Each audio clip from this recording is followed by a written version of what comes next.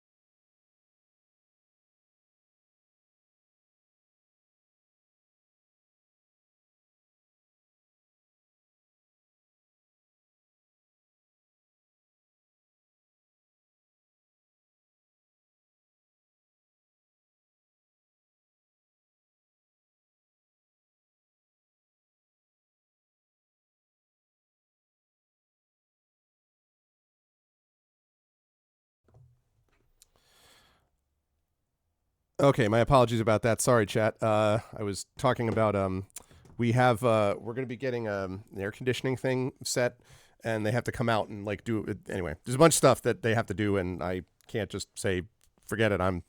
Don't you understand? I'm talking about Slaves of the Abyss right now. I don't think they would understand. So my apologies. Okay, that's all fixed. So where was I? Yes, I was talking about the Patreon. Patreon is really the financial support system of the channel. So please do help us over there if you possibly can. That would be much appreciated. Thank you, thank you, thank you. And again, you can get good stuff for yourself as well. Plus subbing to the channel. Right about now is when people start to get their resub notifications and stuff like that. So please do sub and or resub to the channel. That is very much appreciated. You get the custom sub badges and emotes to use here, there, and everywhere across Twitch, so that's always a good thing. And also inspirations to help our players. Inspirations have been reset for the month, by the way. I've also done the Patreon video. I did everything. Everything is all set to go for the month, so we're good to go there. I think that's all I need to mention about that. On the publishing front, exclamation point Icarus, that's my graphic novel from Athos Arts. Exclamation point Library is my Tales and Tomes in the Forbidden Library. That's my 5e adventure and sourcebook from Alligator Alley Entertainment. And exclamation point Greyshade, which is the Greyshade universe. That is my Grey Assassin trilogy, first two books of which are Greyshade and Renegade, both critically acclaimed, award-winning, and you can get those right at that link right now. You can also get the audiobook of Greyshade done by our very own Trent Sparks right at that same link right now. You can also pre-order the tabletop role-playing game of Greyshade, brought to you by Alligator Alley Entertainment and the amazing design mind of Brandon O'Brien. That will be coming out late this year. That is going into playtest very soon, within the next couple of weeks. And then you can also pre-order the final book in the Grey Assassin trilogy, which I know you were just talking about in chat. That's called Heretic, and that will be out the summer of this year. So all of that is on schedule. Very exciting. And you can get all of those things / pre-order all of those things at that exclamation point Greyshade link. If you haven't done so already, finally, please support us on the various causes we support here. Exclamation point BLM, Black Lives Matter, important to affirm and assert the significance and importance of Black lives. Exclamation point Help Now. That's the World Health Organization page on suicide prevention. Very important to reach out to others when you need help and reach out to others when they need help as well. And exclamation point Ukraine, UKRAINE, to help the people of Ukraine as they fight back against an illegal and illegitimate war with bravery and courage, and send the message that we will do so for others in the future as well. I'm not going to go over right now the schedule. So TariToons just somehow got kicked out of my Zoom call, I think. So that's the thing. So we're going to have to hold on. So I'm just going to vamp. I was about to say I'm going to go over and introduce, but then I saw, whoops. So there's the Zoom thing. So there's the link to Emily's new book. Let's talk about that. And then we can also talk about the schedule. I was going to do this later, but I can do this now. So let me take a look at the Google Calendar schedule. In fact, let me get rid of this and let me turn on this. Hi, everybody. Good to see you all. I hope everyone is well. I hope you folks are looking forward to the awesomeness known as gamebook illustration as soon as we get Tari back in here. So first of all, you should absolutely go and get Just Chad, which has now been released. Big book release day today. We also have book releases. We have John Wiswell, who's very successful now, Hugo and Nebula award-winning author that both Emily and I, of course, are familiar with. And I actually first ran into John when Martha Wells and I were doing a workshop at Worldcon years ago, and he was one of the people who submitted. So John obviously has done quite well for himself. So John's book is out today. Also, I know that Monica Valatinelli has a new game out. I know also that good friend Brandon Crilly, also fellow Athos Arts author, is published a new game yesterday. So I wanted to mention that as well. Yes, Zoom crashed on you again, Tari. Zoom crashed on you again. I was ready to head over to there, and then I was like, wait, what? You're not there. So if you want to like get back in or whatever, or if I have to, I can. I'm just vamping basically until you come back on. So a lot of good book releases out there, and clearly as a part of that, yes, expensive gray stick sweatpants. That's true. you too can be part of the Gray Stick Army. So you can do that too. All right, while we're waiting for Tari to get things restarted, let's talk about the schedule for April as I look over on my calendar here over in this monitor. So today we've got the Gamebook illustration stream, and then at 4:15 p.m., thank the heavens, Ghosts of Saltmarsh is back. It's literally been 2.5 months since we've been able to get this thing rolling, but we've got it tonight, and I got a big one for you, a big session, by which I mean like dramatically, epically big, not like length. It's going to be the same amount of time, 3 hours, but it's going to be amazing. So that's tonight. Then tomorrow night we have Community D&D. Waterdeep Dragon Heist is going to be coming at you, so you're going to want to have that. That's going to be good stuff. Yeah, January was the last time that we played because we just got snake bit with people having like PC issues and like various things. But everyone's here. Everyone's ready to go for today. So there's that. Then Thursday night, we've got Final Fantasy VII Rebirth. Let's go. Anytime we get more Final Fantasy VII Rebirth, that's a good thing. Saturday the 6th, we have Expedition from the Mysterious Peaks. We have even more Expedition. 3 weeks in a row, we have had Expedition. I freaking love it. Everybody there, everyone playing. It's awesome. So that's going to be happening Saturday the 6th, Expedition from the Mysterious Peaks. Exactly. You will be a fashion icon. That's very true. Oh man, I know, because it's so true, Triffid, because everyone was like, yeah, it's 3 weeks. I was like, yeah, you're right. That's super cool. So Expedition is coming up on Saturday, and you're going to want to be here for that. Then next week we have, as TariToons Tuesdays continues, we will have Beowulf Age of Heroes coming to you. So Tari will be continuing with the Hermit's Sanctuary. That'll be happening next week. That thing is definitely picking up. And then I'll be playing more Sovereign Syndicate over on GOGCon with Pen and Pixels. Thursday the 11th is Final Fantasy VII Rebirth again. Very excited about that. And then Saturday the 13th, we return to Eberron as Eberron Oracle of War. They just beat a boss and now have to figure out how to take the boss out of this whole place as the whole room behind them fills with lava. I'm sure it'll be fine. You'll definitely want to be here for that. 2 weeks from now, we have Final Fantasy VII Rebirth and also nominations for the Patreon Field Chat Chosen Game of the Month. Then we're going to be playing over on Pen and Pixels and GOG.com Talisman Adventures. As we move into the home stretch of that game, we're just about done. We have about 2 to 3 sessions left of that campaign to go. And then the 16th at night, we have the Our Vocalist playing more of the Banner Saga 3s. You'll want to be here for that. 17th is Community D&D, Waterdeep Dragon Heist. You'll want to be around for that. Thursday, the 4th, is again more Final Fantasy VII Rebirth. Super excited for that. And then Saturday, the 20th, we have Expedition from the Mysterious Peaks again, so that'll be cool. And then Tuesday, the 23rd, we've got more Beowulf Age of Heroes at 4:15, or no, actually 4 p.m. I should say that. It's not 4:15. That should be 4 p.m. Eastern, is going to be, as I make a quick correction, that will be Sovereign Syndicate. Again, as I'll be at that point moving into the sort of the end stages of that game, I believe. Thursday, the 25th, is going to be D&D with viewers. Yeah, I fixed that already, actually, Triffid. I saw that you posted that. My bad. There was a confusion at one point where it was at 8 p.m. and then they moved it around a bit. But yeah, I've changed it back. So I switched it back. Thank you. So yes, D&D with viewers happening on Thursday the 25th. Saturday the 27th will be more Eberron Oracle of War, which is super cool. And then we will wrap up the month of April with 4 Tuesdays from now, the Patreon Field Chat Chosen Game of the Month, and then more D&D with GOG Ghosts of Saltmarsh on 4:15 on the 30th, which will be really cool for that. We do know that Thursday the 2nd of May is going to be Final Fantasy VII Rebirth, and then we're going to have a lot. Triffid and I are definitely going to be busy bees at the end of this month, because next month is ARFCon, and that's super exciting, but it also means that we've got a lot of scheduling things to do. I already know about one part of the concert that I've booked. I also already know about one special new event that's going to be a part of this. Not an in-person event this time, but a new thing to the channel, so that's going to be very cool. But otherwise, we're going to have some epic tabletop stuff, and I'm going to be starting to arrange that, but I don't start doing that until next week, because I've learned from experience, if I start any earlier than, say, 6 to 7 weeks out, people just don't know what their schedules are like, companies don't know, or whatever. So that's why I'm on this sort of component. I'm determined to do that. So anyway, yeah, so that's what we're looking at. So it's going to be an exciting month. I'm super pumped up for it. And yeah, I cannot wait for that to all get to get rolling. It's going to be cool. April and then May, and then what will be a busy summer. I'm going to have some announcements about stuff happening that summer as well.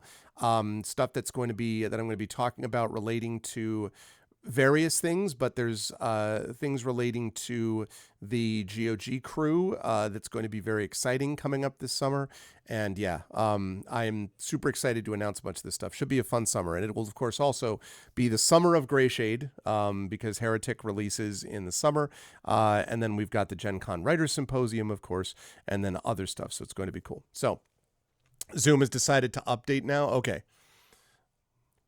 Oh, yes, that's true. The Emily shipping option for $0. That's right. Yeah, Zoom. Oh, man, I don't understand. Zoom, really? I don't understand. Zoom, why you got to be this way, Zoom? Pining for Worldcon, wish I could go. Yeah, I cannot say more about these things yet for my own personal plans with this, but yes, Worldcon in Glasgow this year. And they've already managed the Hugo stuff 10 times better than last year. So anyway, it's just I'm glad to see that people have taken it seriously this time. And hopefully that will continue as we go along. But yes, it's going to be an exciting time for all concerned. So I am very pumped up about that. Let's see. I may end up having it. It's getting a little bit warm in here. So I think I'm going to take this off. I'm actually not wearing my Huskies jersey today. The women did win yesterday. They won last night. So UConn men and women are in the Final Four, but that's not till this coming weekend. So I'm taking off my University of Roma hoodie, and I'll switch over to what I have underneath this, which is finally relevant, as you'll see in just a moment. So give me a second.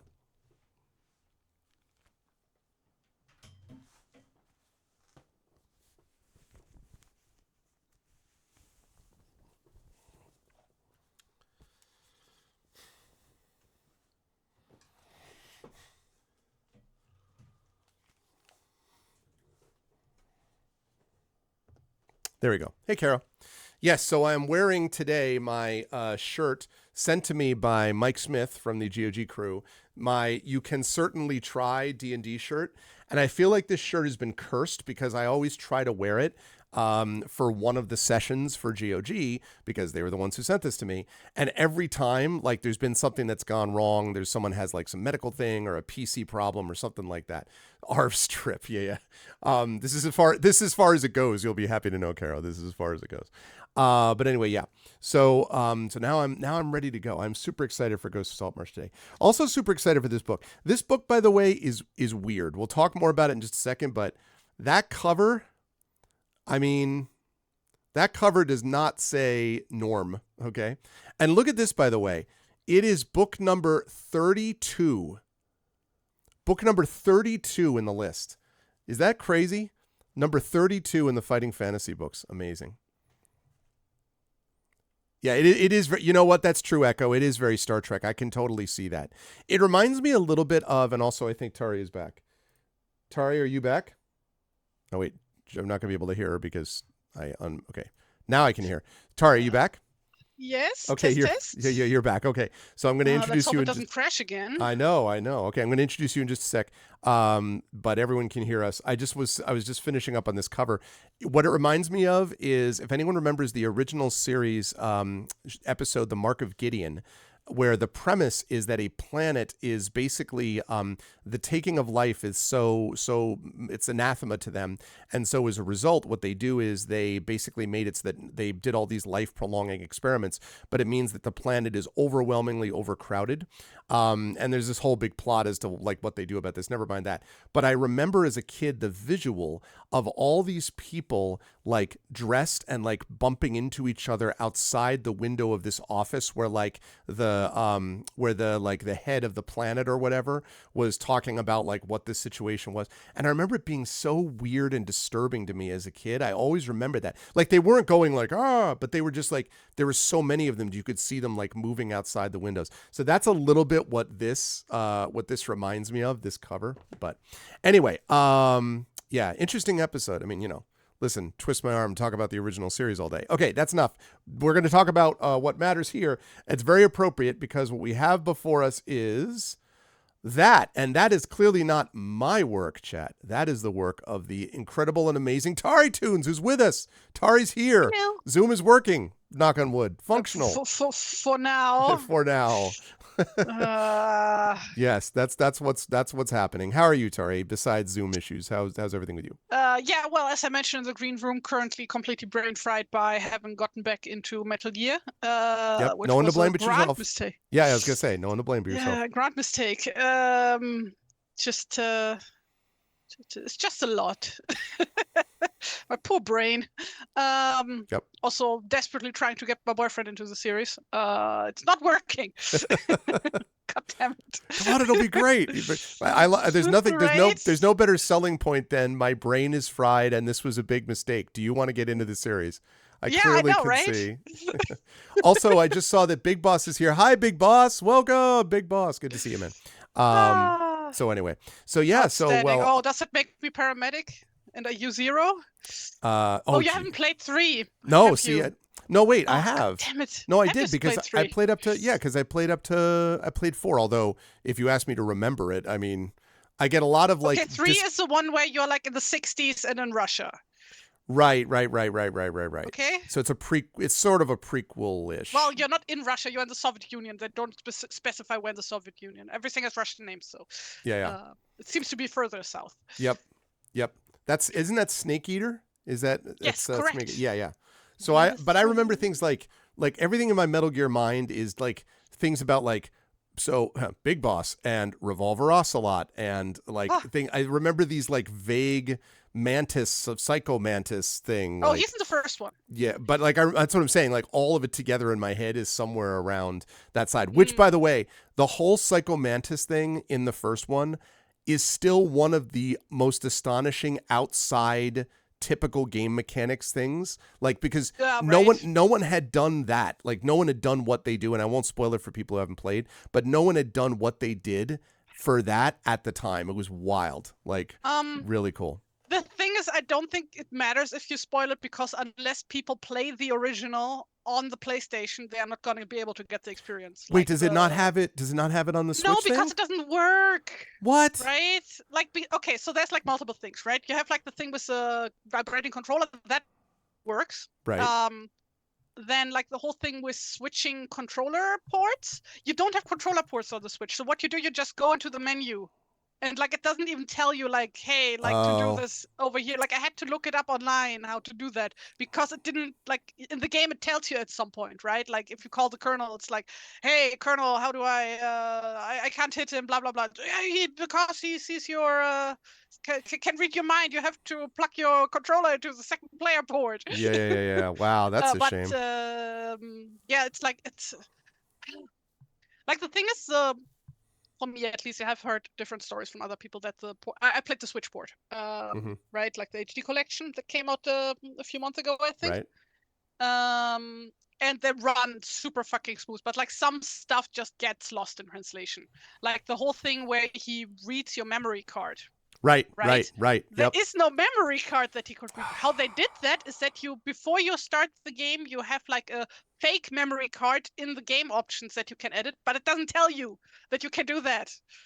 So it's just like, oh, here's a bunch of options that I don't know what they do. Oh, that's it. That's all. Yeah, because that's true. It was janky, obviously, at the time, but they used the jank for like story based things. Oh well, and that's too bad. But still, really, Metal Gear Solid, the whole Metal Gear series was very cool until it got very weird, and then like there was a certain point where they kind of left behind.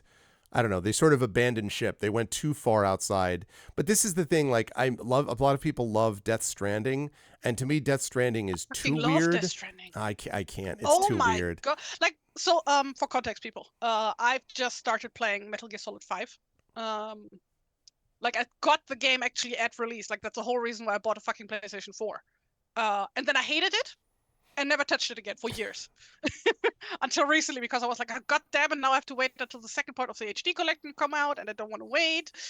And it's probably just going to be MGS4. If I'm lucky, it's going to have Metal Gear Rising on it, but probably won't. Anyway, so like I gave it another shot, and it's like, it's such a video game. And like I keep playing it, I keep thinking, this is like Death Stranding, but worse. Yeah, right. Yeah, I don't, yeah. It's like because like it's the same engine, right? Like it looks a lot like Death Stranding, right? That's right. Well, and Um, both Kojima, right? Isn't that also yeah, yeah. the two. So yeah, and Kojima's a strange dude. But Slightly.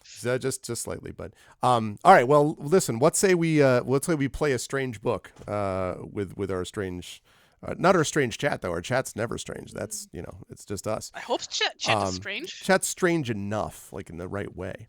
What kind of writing have I been doing lately? It's funny you should mention that, Big Boss. I'm working on the conclusion. I worked on the conclusion of my trilogy and the Gray Assassin trilogy, and I'm waiting for some feedback from some notable internationally recognized, renowned sources. So that's kind of where I'm at right now, Big Boss. I'm in that waiting for the internationally renowned stage. That's what I'm looking for. But anyway, Caro, did you play the original of this? Because I did not. So I'm actually looking forward to this. So this is Slaves of the Abyss, folks. So for those of you who are new to this, the way this works is this is day one. So we are going to create our character, and you'll be happy to know that this is a pretty straight ahead normal thing in terms of skill, stamina, unlock, and all that kind of stuff. The only thing that's an exception that's different is there is this rather ominous looking thing. And that is that there is this time mechanic where as you go through, you mark off on your timesheet. And when you get to certain stages, like 1, 2, 3, 4, 5, 6, 7, 8, 9, 10, 11, 12, 13, 14, 15, 18, you have to turn to a certain paragraph. And then 20, you have to turn to a certain paragraph as well. Oh, really, Caro? Okay. Yeah, I know. The Twitter link, I think I have to fix. So the Twitter link appears to be broken, huh? Well, you mean the one that's in the bot? Because on the channel, I have to fix that because basically the Twitter broke the API. What a surprise. I should just put my blue sky up there anyway. But regardless, let me go check that out quickly. Technically, my Twitter does still work. I try to post on both because it's hard to give up whatever it is, 1,200 some odd followers. But well, you can just put your account on ice. I guess that's what I did. Like for the off chance that Twitter might become good again at some point. Yeah, my account is still there. That's true. That's true. Using it. Why can I not get to? Okay, why can I not get to? Okay, hang on a second. There we go. Here we go. It's well, most of those followers will left too. Yeah, I know. So there's the link that it should be. There is a link that I should be. Yeah, the giveaway contest rules I have to check again also and make sure. There's a couple things I need to adjust. So I need to fix a couple of those. Okay. And let's see.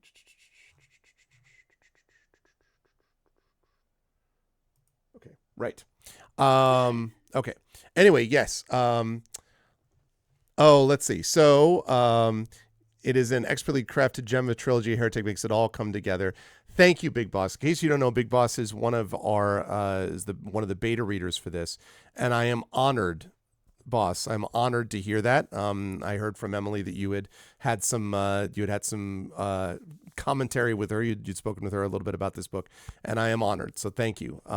Very excited about Heretic. I worked very hard at it, and I'm very proud of it. And I think Emily did a wonderful job editing it and the whole bit. So I'm very proud of it, and I'm very proud of the series as a whole, and it's a big milestone for me because I've never had a full completed. This is my first completed trilogy, so so that's great because I actually have it out there. Now we can get the omnibus edition, the one that you drop on your foot and you're like, that kind of thing. So so anyway, super excited about that. And yes, Big Boss is one of the beta readers for that. So thank you. I am excited. Yeah.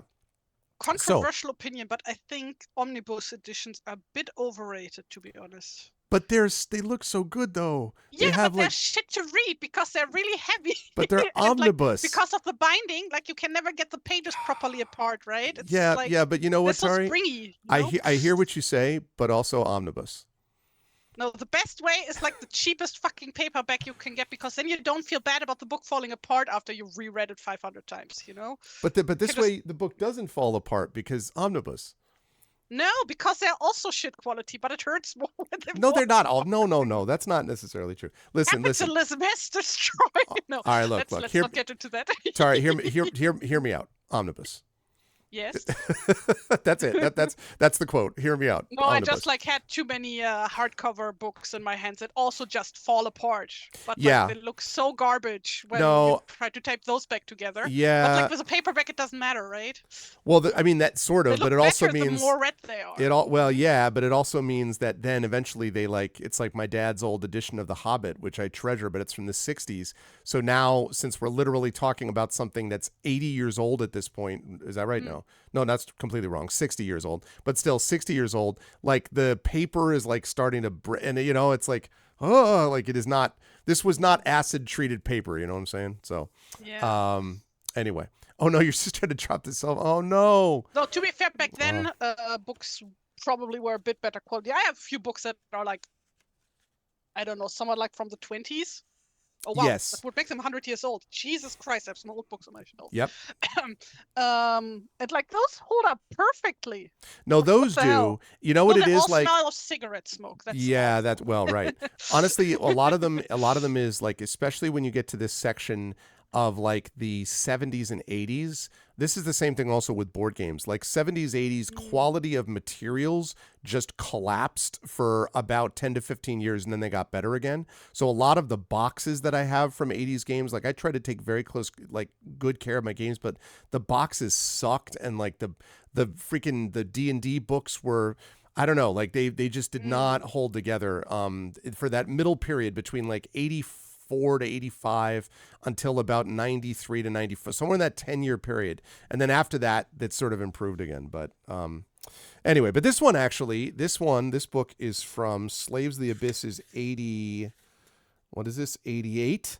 And this is, you know, held together pretty well for a book which is now 36 years old. So that's held together okay.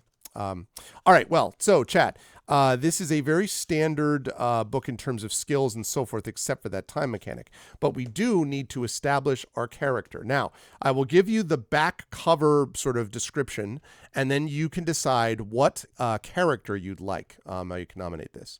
Oh, that's interesting. The EU version is better binding quality, but you treasure the US version because it's signed by. That's true. It is signed by Arv himself. Indeed. From the year that you turned 18. Okay. So then let me just think about that for a second. So 88. So that means that you are 2 years older than me, Carol, because I was 16 that year. So yeah, you know what I'm talking about. Here. What? Oh, just a silly little German joke. Caro will get it. I made fun of your age. Made fun of my age. Sad. Okay. Kara with the oof. Okay, so here's the backup. What are those called? You usually get those when you're older, but young people can also get them if they don't take proper care of their bodies, right? When you have like these fucked up looking veins that show up on your skin. Oh, varicose veins. That's what they're called. Is that what it is? Yeah, like basically I made a joke about that. Varicose veins. Well, listen, there are no varicose veins to be had on this. That's because you sit all day, probably. Is that what it is? Standing. Yeah. Allegedly, you get them when you stand a lot. Oh, interesting. Bartenders and stuff get them a lot, and like waiters, allegedly. So I've been told. I'm not a doctor. Oh, that's interesting. Yeah, well, I actually trimmed recently, which removes automatically about 4 to 5 years from my age. If I ever do what I've sometimes threatened to do, which is to shave the beard off completely, immediately I drop down to like early 40s. You cannot. I know. Well, that's what my daughter says. My daughter's Your daughter's right. Listen to your daughter. She's like, no, Dad. I'm like, why? And she's like, because you don't exist without a beard. Like, because she knows that like from the day she was born, basically. I had the beard. So. Oh my God, that brings back a memory. So when I was like 7 or 8, right? We went on vacation in Spain. And my dad, right? He had like this huge bushy beard. Like he looked like a fucking forest troll, basically. Okay. I mean, he technically was a forest troll because he was a ranger, but still. And then my stepmom convinced him to shave his beard off while they were like out in town while we were staying back at the at the holiday home. Wow. And I did not recognize him. I was like, hey, Mom, who's that man with you? Because I could not Wow. tell it was his. I Because I had do never remember. seen him without a beard before. Yep. I do remember that my dad, when I had not like a beard, but he had these like big Asimov. If you want to know what I'm talking about, chat, look up Isaac Asimov from the 70s, basically, and you'll see he had these like an interview or 80s. He had these like big like mutton chop sideburns. So my dad had those, and when he shaved those off, I was not happy because I'm like, what happened to my father? Like, what have you done to my dad? So yeah, that was definitely a thing. You will forever traumatize your daughter if you shave off your beard. I'm just telling you. So that's true, but like, but the thing is that my son claims that when I kiss him or something, that he can like my beard is like poking at him. So he's like, "Daddy, you should shave your beard." I'm like, "But what about?" He's like, "Sister doesn't matter." I was like, "No, sister does matter a little bit actually. She doesn't matter." beard not at all. oil. You can soften up the beard. I know. I use beard balm. I have this thing called beard balm that I use, and I say that to him, and he's like, "It doesn't work." I'm like, "No," but he's like, "It's still pokey." I'm like, "All right, well." So this is my live chat. Anyway, so let me read you this description. Let's get into this book. Here's the description, and then chat, I need names from you, okay? So first of all, the pitch line. This one needs to be put on echo. Among your opponents in this adventure is time itself. Okay, so we're going up against time. I mean, that's fine. Calamare lies defenseless. The army is away, facing an invasion to the north, and now a new threat is at hand. Also high effect life. Another enemy from the east. Lady Carolina of Calamare summons you, a famous adventurer, to her aid. But can you help? Will you manage to preserve this stronghold of capitalized good against the invading hordes, or is this task beyond even your heroic abilities? You will need your wits as well as your sword of Fang Thane steel. You know that you got a serious sword when it's made of Fang Thane steel to prevent the sands of time engulfing the city. So that's the setup that we've got. So, chat, what character, what hero name would you like? I will take nominations now. It can be a man, it can be a woman, it can be non-binary, it can be anything you like name-wise. Give me your options. Prince of Persia. Don't you think that's going to run into some issues, Caro? Can you tell us more about the setting? Is this like the regular fighting fantasy setting, or is this like something else? Well, didn't I give you? That's why I gave you the clue. I don't understand. Sorry, I'm stupid. I honestly don't. I'm a big dum-dum. It looks to me like it is more fantasy oriented, but there are elements of sort of temporal shifts. So it's like, oh, you know what? You remember you've talked with me about this. Thundar the Barbarian. Yes. That setting, kind of like that, like fantasy. But probably for the billionth time, I have not seen that. Read that? Oh, God damn it. So the point is, it's like a sort of long ago post-apocalyptic, but a sort of fantasy world is sort of grown up in its place. That's a big guess on my part. It's mostly fantasy, but that's what I'm thinking. I see.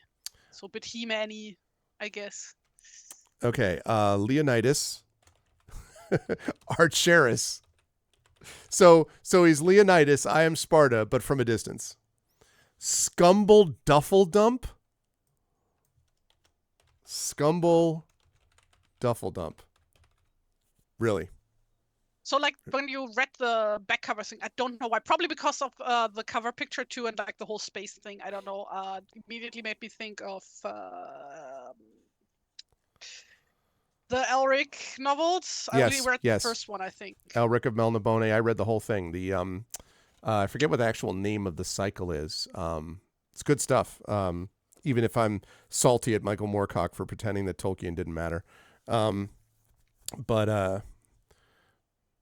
I gotcha. Sparta Trek. I gotcha. I see what you're saying, Echo. Okay, so we have two choices so far. Scumble Duffel Dump. I don't want to draw another Archer. I just did one for the last book, guys. I don't know whether that's what it is. I think Archeris is just sort of is actually a bluff. I think basically Leonidas is like, Oh, that can do like the whole spider arch thing, like from sports class, right? Oh yeah, okay. Yes, I see Like, that. do you know the thing where you like bend over backwards and run on all fours or stand on all fours? That's wait, no, now you lost me. It's like a thing that kids do in sports class, PE class. Sorry. Oh yeah. Crab soccer.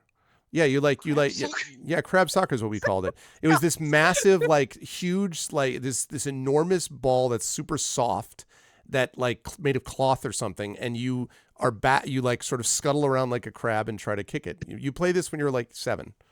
Oh no, I didn't mean the game. I just meant like the pose that you do, Oh basically. well, that's In the German, post. it's called the spider because you kind of look like a spider Oh, when I you see. Yeah, well do it. that works as a possibility. Okay, tempo arenavore, clocky stoppy.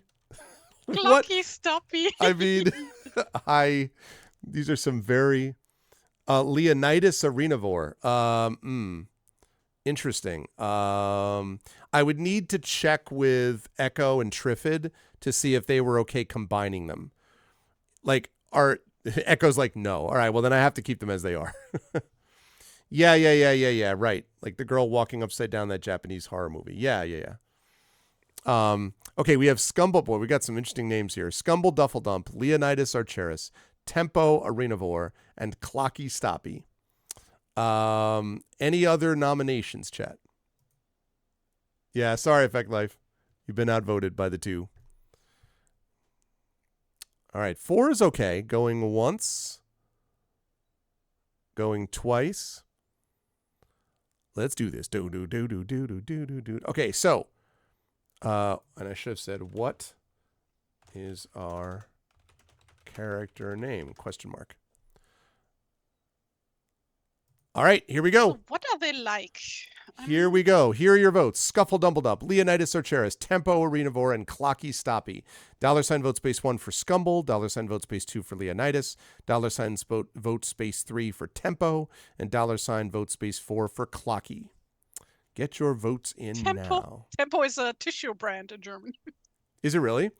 Yeah, like to the point where like it's basically you know how in English often you call paper towels just Kleenex. Mm-hmm. We have that with paper tissues. We just call them Tempo. So then what happens when you get in debates with, like, you know, the Italians about tempo being the time, the speed at which something happens? Like in music, it's tempo. We don't do arguments with Italians anymore. That's a thing that we used to do in the Renaissance and the Middle Ages. You just stop that? Yeah. We had like a bunch of wars about this. I don't know whether it works so much better when you folks hooked up with Italy for a certain period of time there in the early 20th century. Who would do such a thing? Yeah, who would do that? All right, so we've got right now Tempo Arenavore is in the lead. It is currently leading over Scumble, Leonidas, and Clocky. What was the last war with Italy? I need to look that up. What happens when you watch Whiplash? Not my tempo. It's so true. My tempo. Well, that's a thing. We also have tempo as in speed. That's also a thing. Right. That's like, what. But it's tissues. What is that thing called again in a car? Where it like keeps the pace of the car without accelerator. Oh, cruise control. Cruise control. That's called a tempomat in German. Oh, interesting. So wait. So the speed of the car, a cruise control, is also bathroom tissue, according to the Germans. Not bathroom tissue, just a regular tissue. Regular tissue. Okay, so regular, like paper tissue. Yeah. So you could call a cruise control a Kleenex, is what you're telling me. A Kleenex Somat. Kleenex Somat. like Omat is just like from automaton, right? Right. Automatic, whatever. Yep. Machines. Metal Gear. Sorry. You know what I'm saying? Yeah. And actually, the name of like Tempo Kleenex does sound like a Metal Gear Solid bad guy. Like it does straight up sound like their name. I mean, you know, Speedmatic. Yeah. Absolutely. There is a boss in there. You know this. There's a boss in the first one. Some big guy who like goes around on roller skates, Like that's the second one, and that guy's called Fat Man after the atomic bomb. right. Fat Man, Psycho Mantis, Revolver Ocelot. Psycho Mantis isn't the first one. It doesn't matter what. Tari, stop saying. Yes, you've played these. I know you have officially proven that you've played these more recently than me. The point is, they're in the Metal Gear universe. Okay. Yes. That's what I'm saying. Though usually there's like a theme to every group of villains, like per game. Like the first one all have like something animal, right? That's true. Yeah. So it's a decoy octopus, Vulcan Raven. Decoy octopus. I forgot about that. Well, you don't actually you meet him, but you don't know it's him because he's very important. No, I get it. I mean, very important to take these games super seriously. And now, decoy octopus. But no, make fun of Tempo. Why don't you do that? Not decoy octopus though. Secret squid, everybody. It's secret squid. Masked mollusk. Going once, going twice.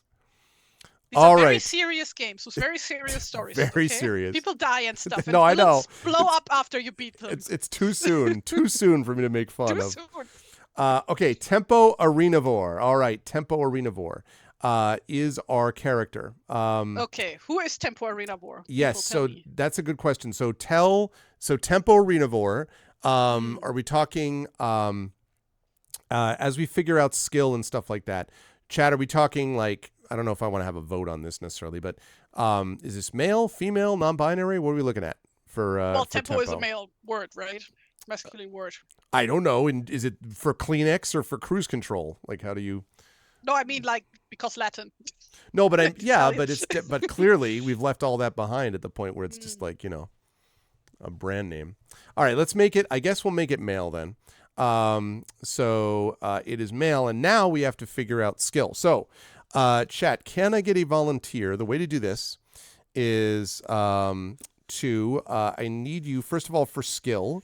We're going to roll 1 die, add 6 to the number, and then that's going to be our skill. So what I was hoping is, let's do skill, stamina, luck.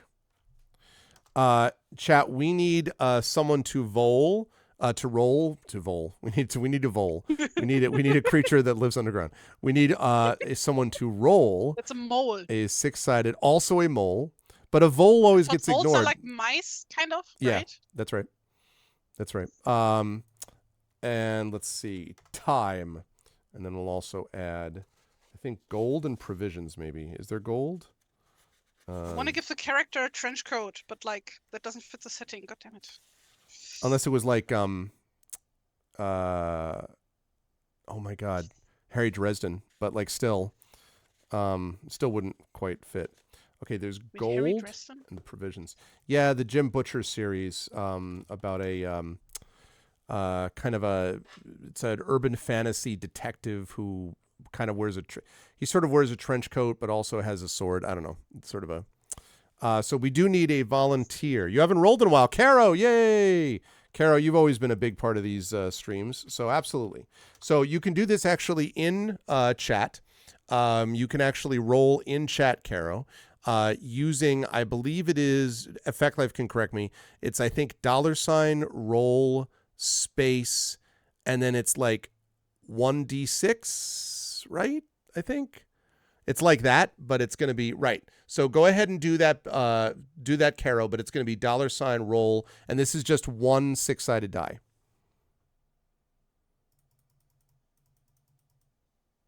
I'm going to put this on 12 aspirational. Oh, you know what? I'm gonna veto that and let you roll that again. I do not want to go through this with a skill of 7. That's going to suck. So go ahead and roll that again. Skill is the most important thing in the game, and it's just going to be not fun. So I'm going to have us roll that again. Go ahead and roll that again. No 7 skills. 8, huh? 8.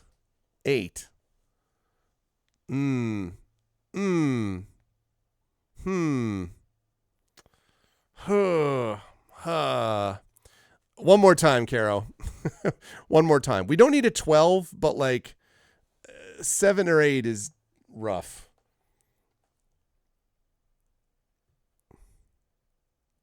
You just rolled a... All right, I'll take the physical die. We don't have to have a 12. I can't with the other. Okay. That is funny. All right. Let's see. So blame effect life is what you're saying. Blame is dice bot. Okay, now 2 dice. So now we're going to roll 2 6-sided dice for our stamina.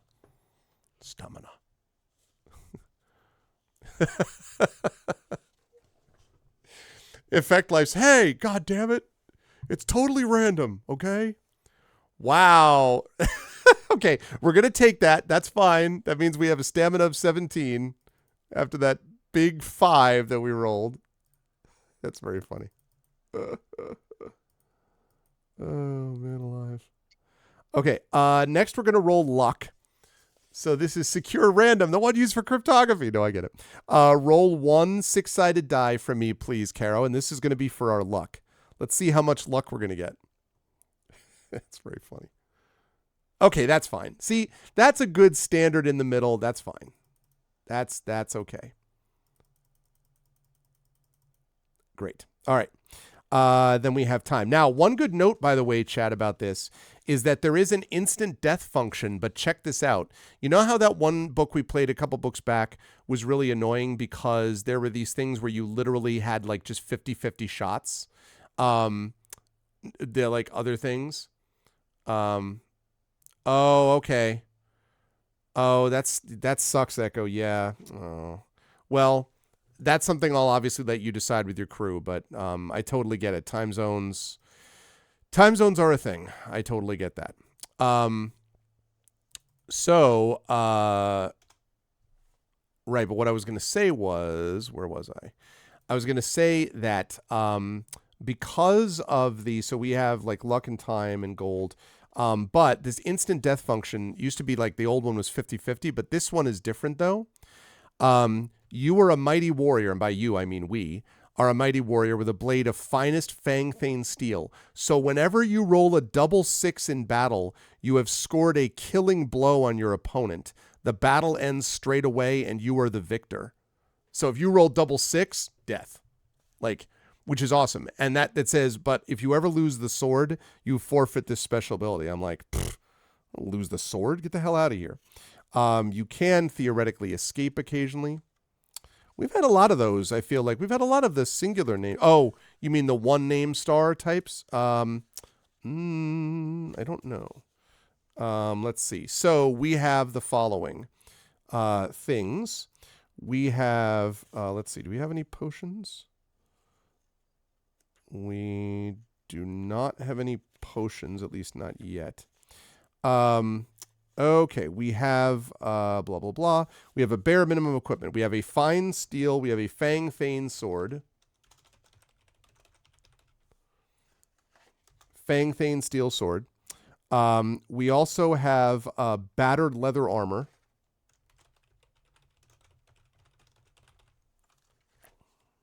What is fang steel? It's not fang steel. It's fang thane steel, and I have no idea. Fang thane steel? Fang thane what steel. Is it? It's a good question. I wish I could answer. I don't know. I think it's the classic fantasy. It's a fang with a thane. That's a fantasy leader guy. Okay. That's pretty much. Glad we cleared that up. That's pretty much all I got. I've never heard of fang thane before this. And then we have 5 gold from our last adventure, and we have a backpack, and we also have provisions. We have, let's see how many provisions. Specifically, we have 5 provisions, which will restore up to 4 stamina points per. We can rest and eat at any time except when engaged in a battle. So we have, actually, this one we don't need that much. Just have that. And we also don't need this, I just realized. Nor do we need this. That one, however, all works. Okay, time, gold, and provisions. Now, the way time works is that from time to time, oh my God, from time to time we get a resub. Thank you, Aaron. Thank you. We exchange a sword for a soda. I know, exactly, right? Thank you so much for the Prime sub, Aaron. Almost 4 years of support. Welcome, Aaron. I hope all is well with you. Thank you so much. Good to see you. So, as you make our choices, from time to time, you will find instructions to tick off a time box. Whenever you come upon one of these, you make a pencil mark in the first available empty box on the timesheet. And you can see the timesheet right there. And you work all the way across. They represent time running out for Calamare. 2 of the time boxes have numbers in them. Wherever you are when you reach these, you should make a note of your current paragraph number, then turn it once to the paragraph number given in the box. You will find it easy to be diverted from the true path throughout this adventure. On your first attempt, you will probably run out of time or even meet with an untimely end. To succeed, you'll have to think hard about each choice you make. You will succeed in the adventure only if you do the right things at the right times. No matter how weak your initial die rolls, it should be fairly easy to complete the adventure. That's BS. The initial die rolls matter. If you can find the true path. All right. So now we're ready to go. So now we have music time. All right. So let's see. So Tari, for this, what are we thinking about for a soundtrack here? Blind Guardian, but that's gonna get you banned. Yeah, then so no. Time, what is time? Sorry. Let's see. They just think about time a lot. So. Yeah, no, I get it. This actually wouldn't have been a terrible one for Chrono Trigger, but we just did that last time. God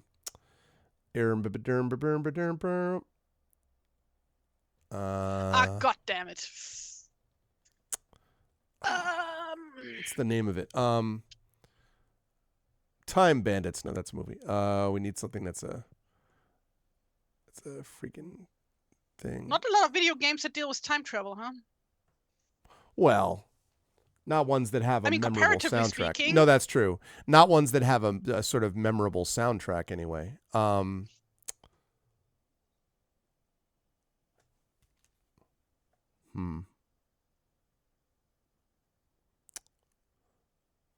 Triffid said. Why not some music used for Esper Genesis? Oh, interesting.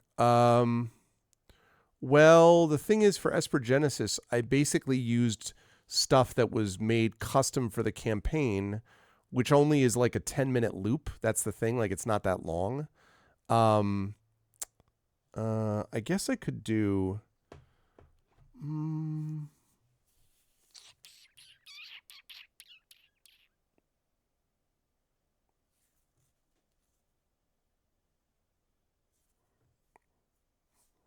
I could do Thundar, post-apocalyptic Taylor Swift. Thundar the Barbarian OST. Yeah, no, that's also not going to last. Da-da-da. Oh man, the music. Thundar the Barbarian. That's so good. Oh man. However, I can't do that. Da, da, da, da, da, da, da, da. I mean, we could do the Metal Gears. We actually, I mean, we theoretically could, but it doesn't, I don't think it does not fit. No, it doesn't fit. Let's save that one for if we ever do like a spy one. That makes sense. Oh, what about... Okay, hang on a second. No, but the thing is... What about BioShock Infinite? That one has time travel stuff, right? That's technically... I was just thinking about Rygar, so I was in a very much in another place there. Okay, BioShock Infinite. I don't know. Does it actually have a good soundtrack? I've never played it. I just know that I don't know about its soundtrack. And I have not played it myself either. If you're someone that suffers... Nope. Don't care about that. No commercials. Yeah, this is a good choice. Although, wait, do you have the full thing in one? There we go. Complete OST. That's what we're looking for. We could have done Pokemon Legends Arceus. That one is about time travel. Pokemon... Yeah, but that's very... I don't know if that fits thematically. Have you played Legends Arceus? There we go. No, I have not. I have only played one... Are you actually into Pokemon? I don't think you are. No, I wasn't. I only ever really played one Pokemon and not very much of it. And I think it was like Red Green. Red Green? Yeah, the red green. Yeah, Red Green was one of the Game Boy ones, I think. Like one of the original ones, you mean? Right. In ye olden days. That's right. In ye old original Pokemon days. Okay. There we go. We've got that music coming up. Oh, My no, God. you know what? No, you know Portions what? are way fucking off about this I guy. think another one that's a possibility too is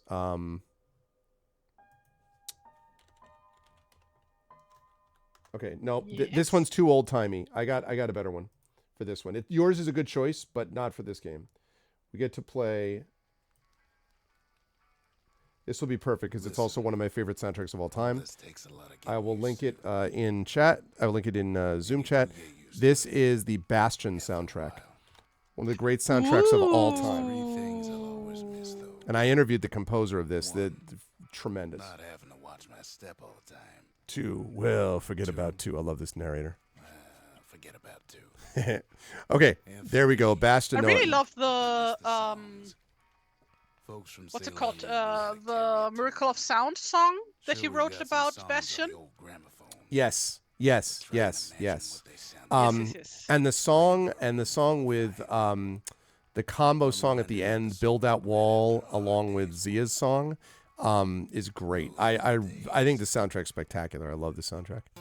All right, there we go. Yeah, perfect. Let's go. Boom, boom. All right, here we go, chat. All right, so Tempo Arenavore. Here we go. Soundtrack's so good. Let me turn this. All right, chat, can you hear it okay? Is it too loud or is it okay?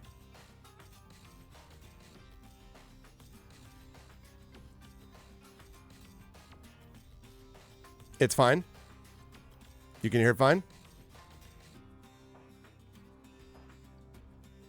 Okay. I will take Karo's. Oh, now it's a bit quiet.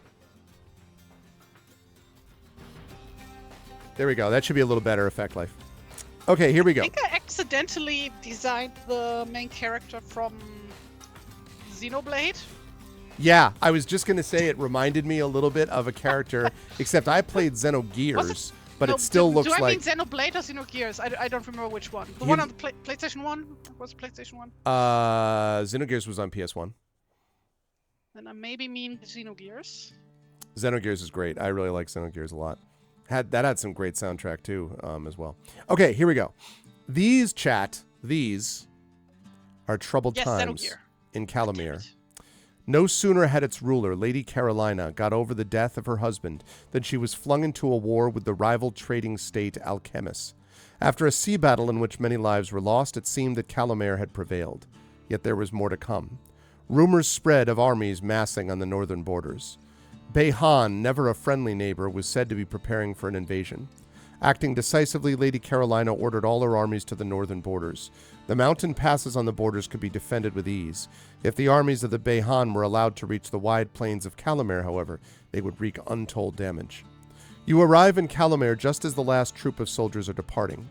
You find yourself in a city strangely deserted. Life goes on, but without the many brightly costumed warriors who used to parade so proudly down Calamere's winding streets. With the soldiers gone, the criminals thrive. You bar the door of your room at night and sleep with your sword beside your bed. A few weeks pass. Then, one morning, a wild-eyed messenger rides into the city, yelling incoherent warnings of an invasion from the east.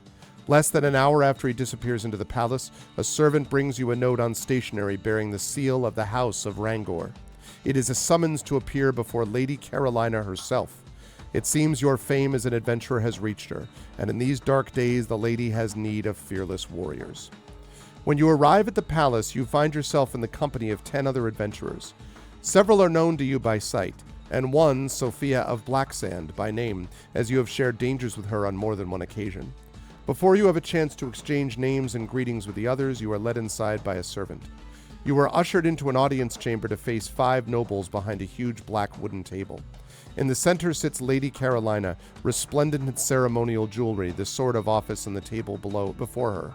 To her left is her cousin Madharios, a fat fellow with a nervous twitch in his nose. Beyond him sits Dunyazad of Iktian, a small woman who is reputed to be the wealthiest person in Calamere province. To Carolina's right are Sige the Silent, an imposing woman of ancient lineage, and Asaya Albador, the stern-faced judge. Truly you face the 5 most important people in Calamere. You bow, and Carolina swiftly explains the situation. With the army many leagues to the north, Calamare lies unguarded. Now a messenger has arrived from the easternmost regions telling of villages found deserted. It seems that an army is advancing on the city from the east. It must be barbarian raiders from Kulak Isle. A rider must be dispatched at once to fetch back half of Calamare's army. Meanwhile, the city must be defended in some way. Carolina explains that her loyal champion Remedies the Invincible, that guy, most featured warrior in all the southern lands, is away on a quest for a fabled relic. She praises you for all your past gallantry and asks that you help her and gain the gratitude of the whole province by undertaking the defense of the city. You may be few in number, but surely the glory will be all the greater. Yeah, I was thinking that too. Send your entire army off somewhere else and leave your city undefended. Like, the F? Like, I just... Okay, 1 second here. Huh.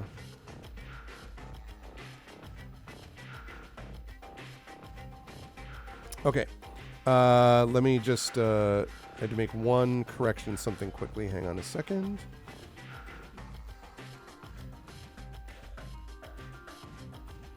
Okay, we're going to do that 1 hour ahead.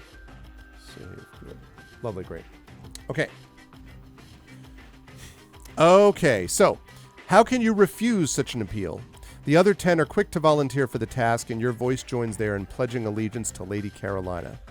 And as you leave, you say, I'm going to Carolina in my mind. This is your chance to become more than a wandering adventurer. You'll be a true hero of legend. You listen as the 5 nobles begin to lay plans. One of you must ride to the northern passes and summon the army. Another must ride east to scout out the invaders. The rest must remain in Calamare and use all their wits and ingenuity to prepare a defense. What do you intend to do? Will you...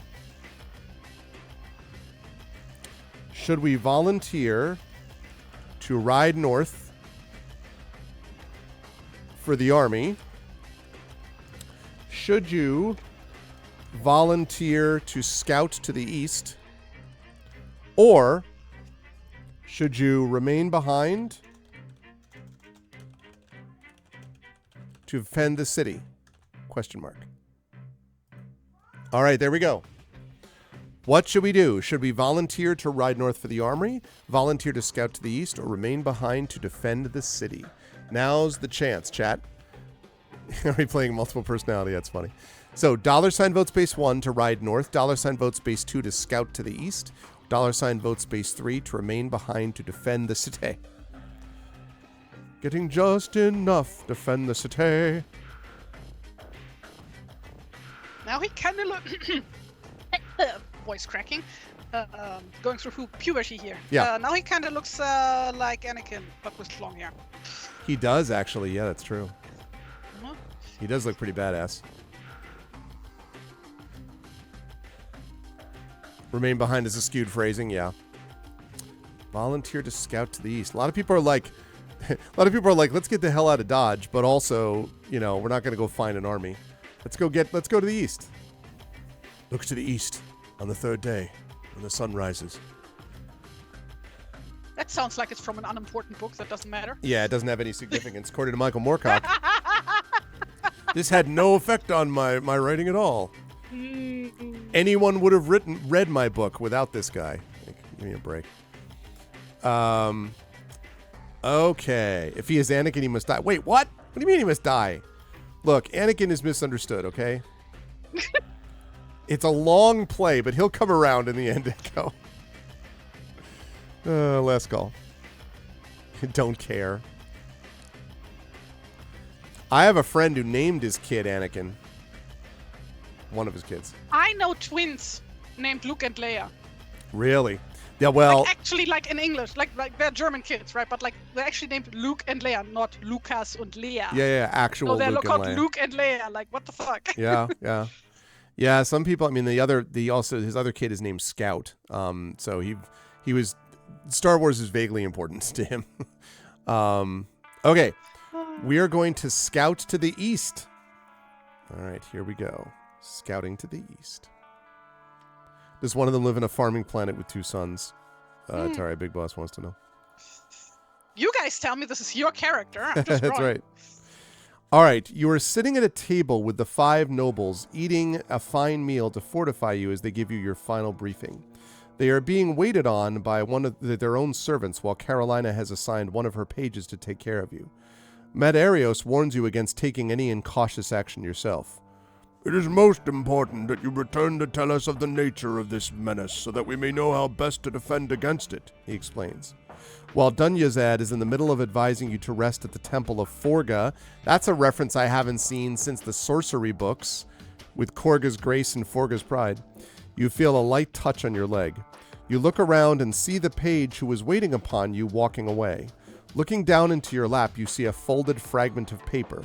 The page must have dropped this as he refilled your goblet. He's a lost page.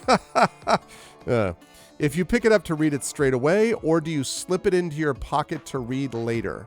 All right, chat, this is a simple one. Do you pick up the paper immediately? That's $vote space 1. Or do you slip it into your pocket to read later? That's $vote space 2. Does our guy even have a pocket? That's a question. Yes, like can like stick it in his décolleté. I see.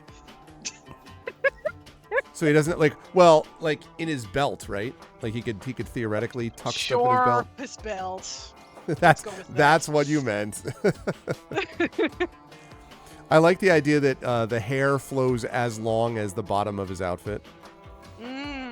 I assume they always flow. That was like a staple TariToons design element when I was like 12. Yeah.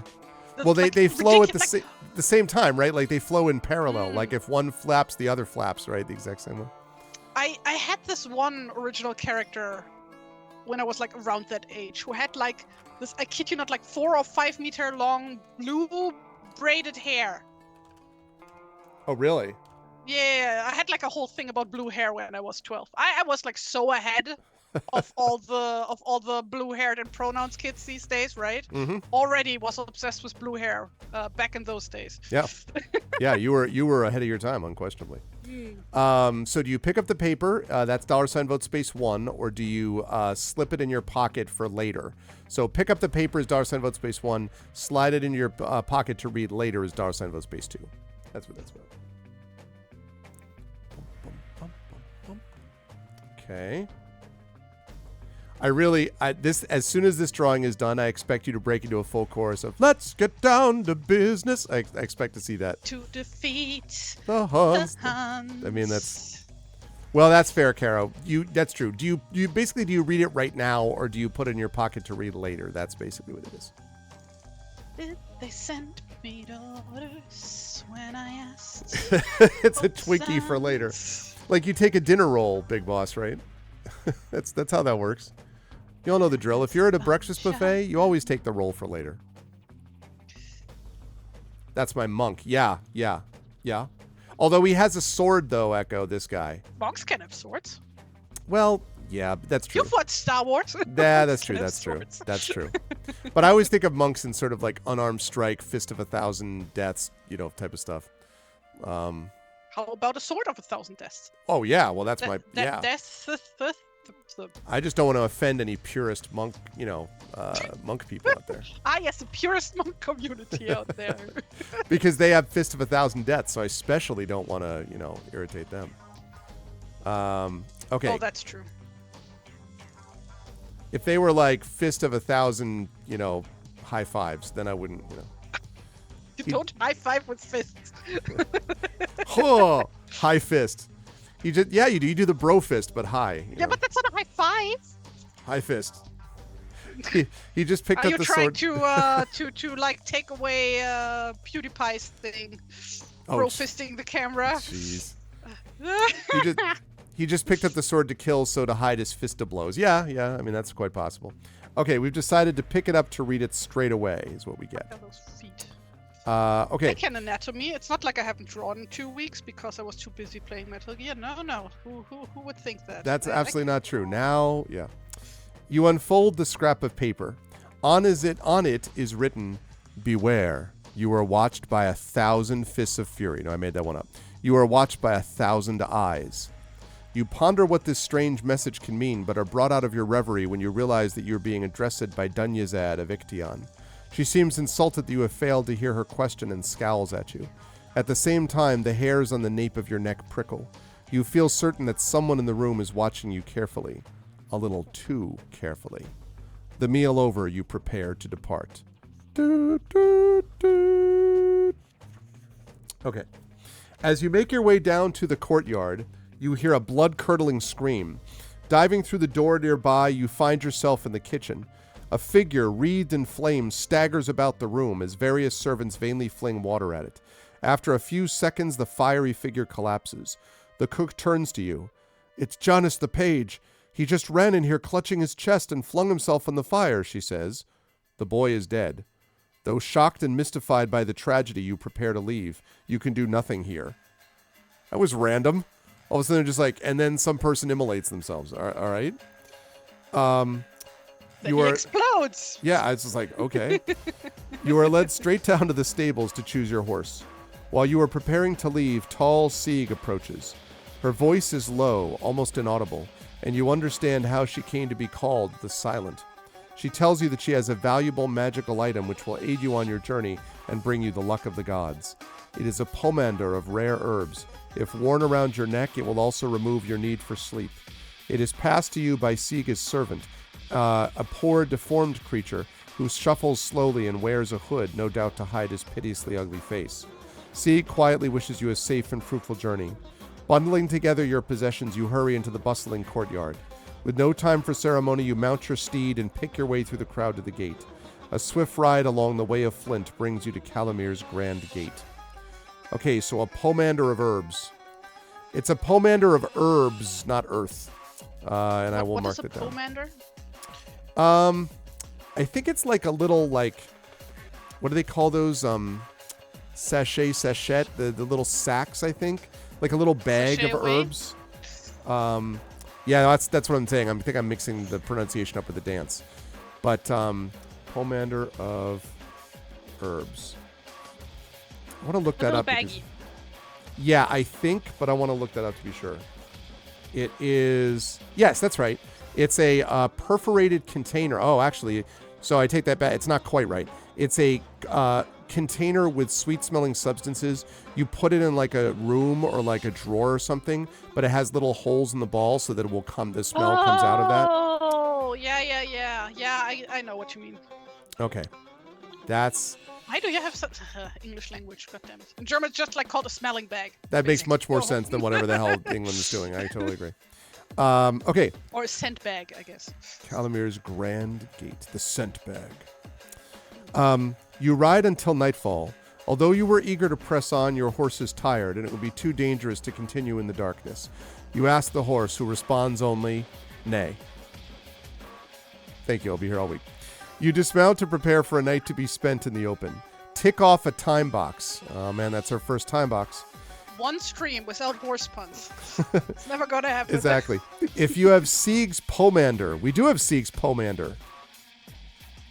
You tether your horse and see to her feed. Lighting a small fire for protection, you settle yourself down for the night. Hours pass as you gaze up at the constellations above you. You remember Sieg explaining her pomander's power to arrest sleep. You are grateful for its properties when you observe several stealthy forms approaching. You lie still, feigning sleep, your hand inches from your sword hilt. Will you wait until they are nearly upon you before attacking, or will you leap up before they advance further? So, binary choice here, chat. Will you wait until they are upon you before attacking? That's $vote space 1. Or will you leap up before they advance any further? That's $vote space 2. Awesome. That's awesome. Also, that's awesome. That picture. Thank you.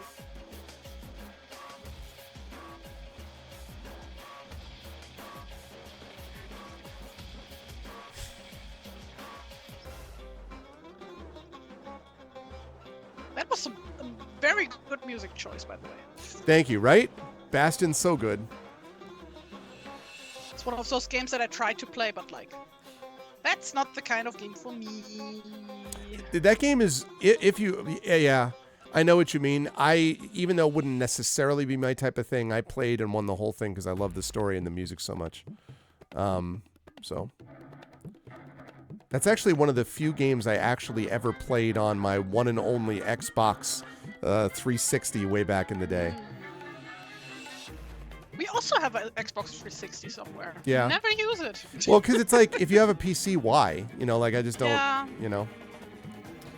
Okay, let's see. So we got 2 votes right Back in now. the day, because of the Kinect, when people were still hyped about that, I guess. Right, and I did actually, we played, we had that dance party or Just Dance or whatever it was called with the Kinect that we did a little bit of. Never really took off, though. Gee, I wonder why. Probably because it was a lot of like promised technology crap that Didn't really deliver. end up what people expected. Yep. God, people were so mad about Star Wars Kinect back in the day. Yep. Like so mad. I And remember that. I found that so hilarious. Like, the motion controls for Wii were much more effective and not nearly as, like, hyped up as the Kinect was, you know. So, all right, we've got But so you far didn't 2 need votes. a controller for the Kinect. Yeah, right, exactly, sure. 3 votes so far. 2 votes for leaping up before they advance further. 1 vote for waiting. I'm going to last call this. Going once. Going twice. Going thrice. Okay. Imagine people being let down by technology. That won't happen with any new tech like AI. Oh, there's a great...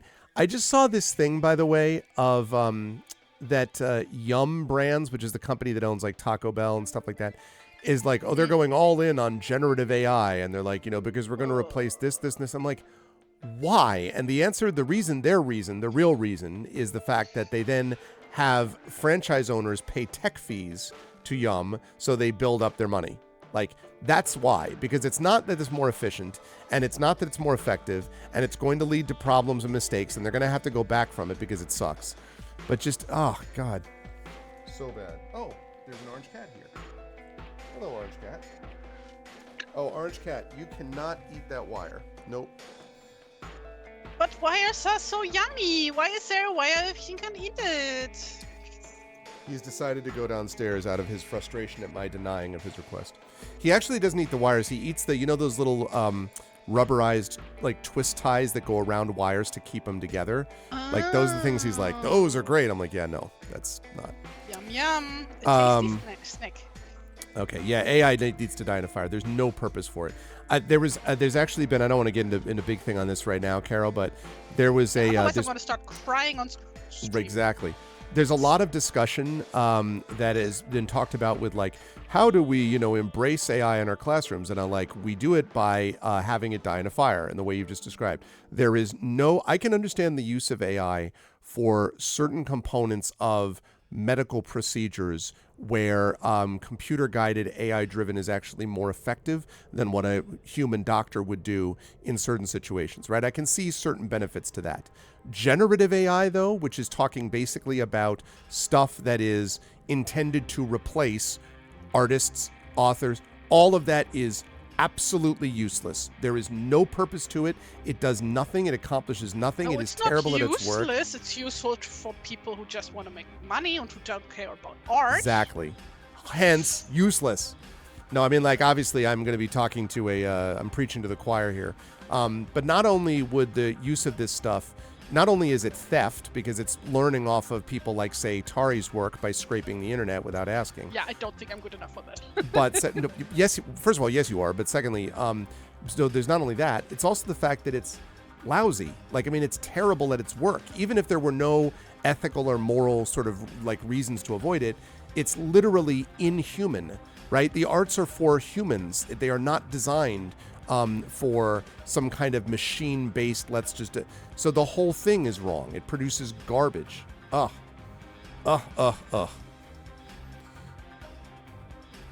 Yeah, exactly. It's plagiaristic predictive text. Yeah. And I've had a few instances of this year with students who have produced AI stuff. It used to be that I would get a couple They did?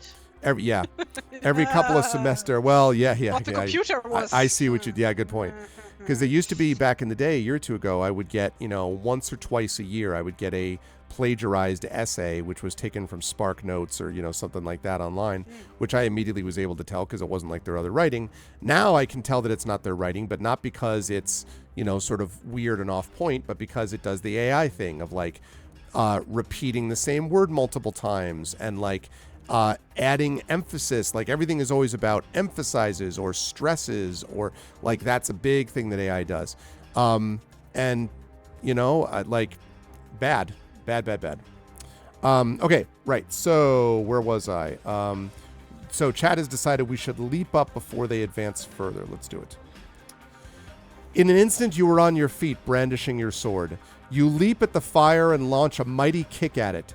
Fiery embers cascade onto the stunned figures of 3 black elves, and they yelp in pain. You prepare to do battle with them, but it seems they have had enough. They lope off into the darkness. Hell yeah! Suck it. The rest of the night passes uneventfully, and with the morning you resume your journey. The leagues stretch on.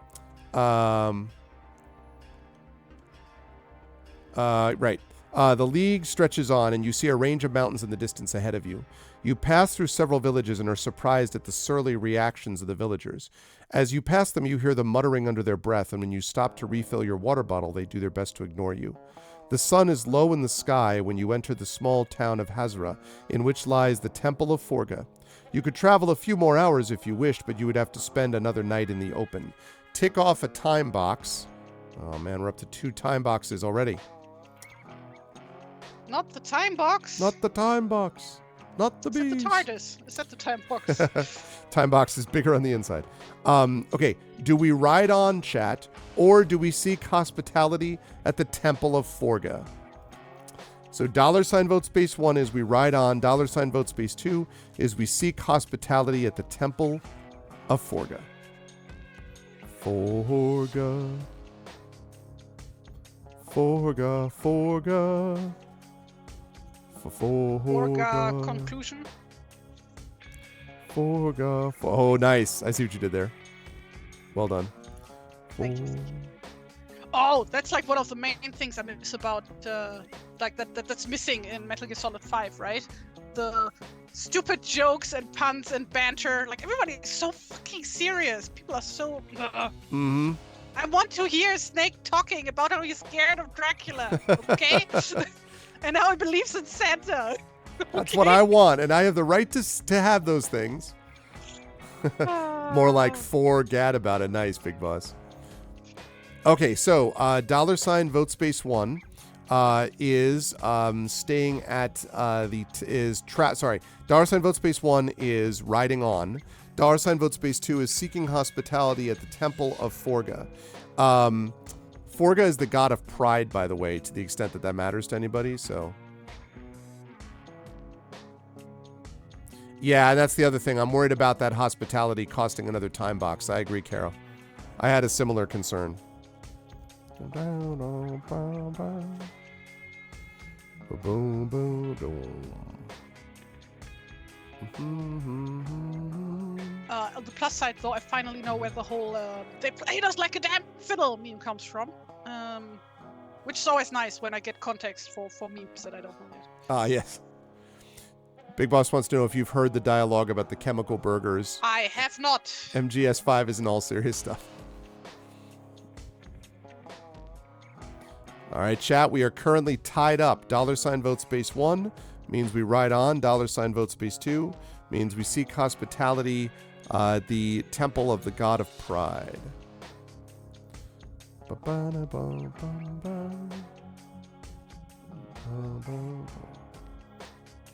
Hey, what's up, Craigery?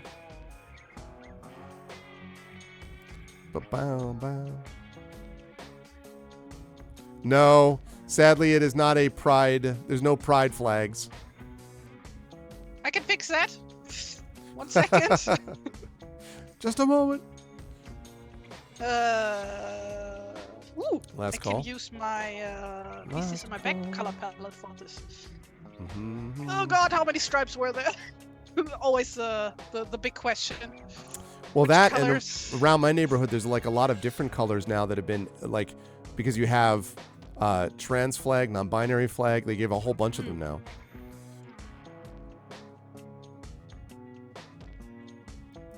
I was actually surprised. The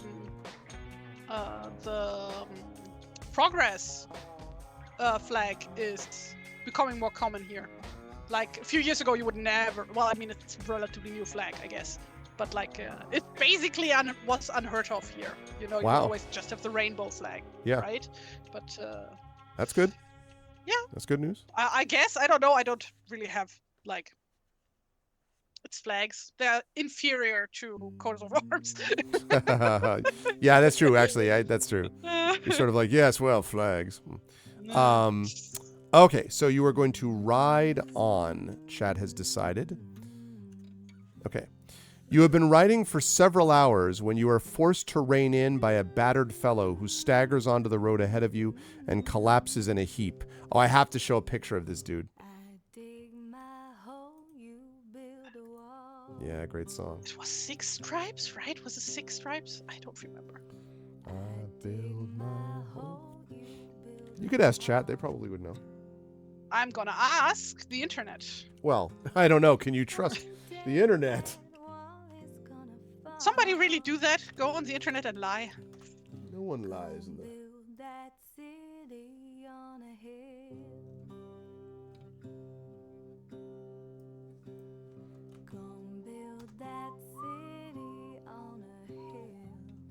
Where's this picture? Give me the picture. Someday those tears are gonna spill. So build that wall. Okay. Build it strong, 'cause we'll be there before too long. Come build that wall up to the sky. Nope. It does not have a picture of this. Okay. All right, here we go. So you see this guy, chat.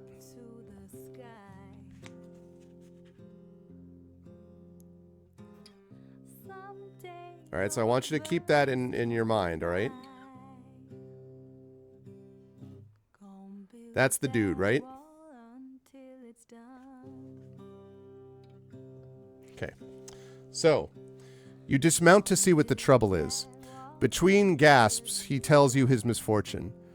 I, the legendary Tazbah, doer of mighty deeds, slayer of evil and seeker of truths, find myself staring death full in the face. I should never have incurred the wrath of the dark jester by seeking to foil his evil plottings. 'Tis true, I leveled his palace and banished his warped minions from this plane. Yet a fool I was to believe this would truly vanquish one so steeped in evil. Even as I was making my way from the ruins, his tentacles of malice were reaching out to envelop me. Through the greatest love of my life, whom I trusted implicitly, he wrought his foul revenge. A death spell is pulsing through my sinews, and even my iron constitution cannot resist it much longer. My only hope is the healer of Gabon, but I cannot go on without food. And even then the healer has his price, and I have no money. That I, keeper of the fabled fortune of Foraznek, should die for want of 4 gold pieces. His head sinks wearily upon his shoulders, and he sobs. Tick off a time box. Damn it. Stop telling us to tick off time boxes. Will you... All right, chat, we have some choices here. Will you give him the money and the provisions he craves?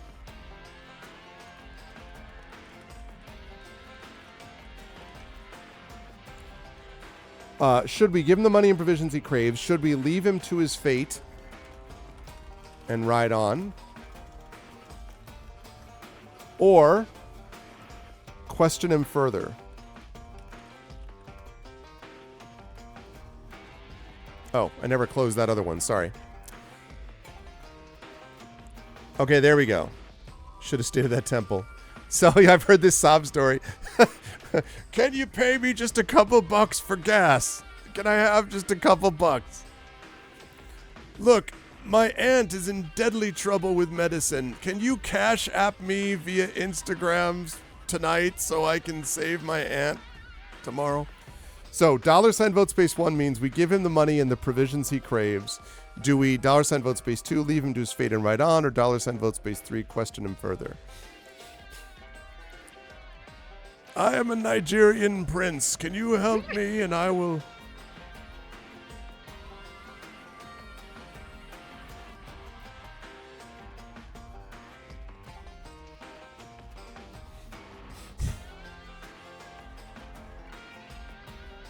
There's your guy.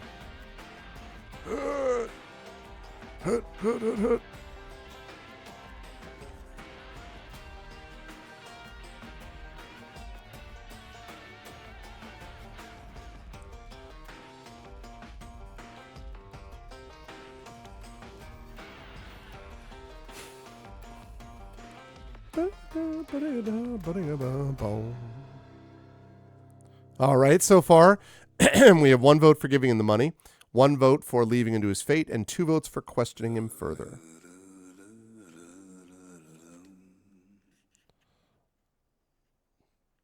Do do do do do do do do do.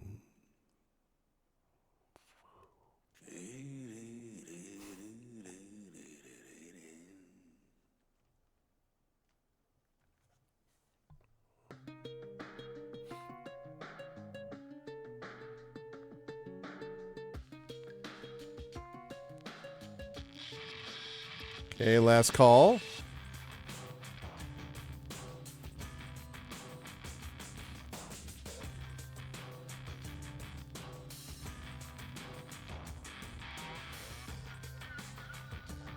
Last call, last call.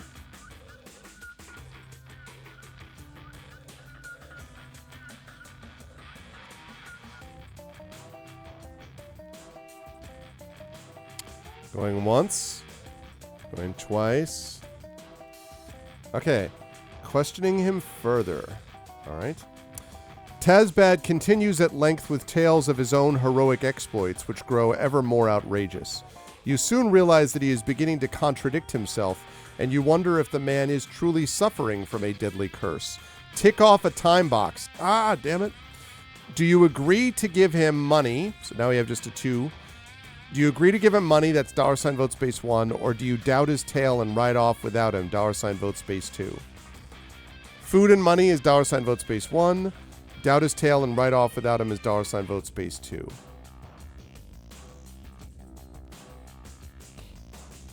What if he's actually a fairy testing us to whether or not we are virtuous, and then he gives us 1 billion empty time boxes? I was going to say, yeah. All of a sudden you As get a a ton of reward stuff for- that's just like, yeah.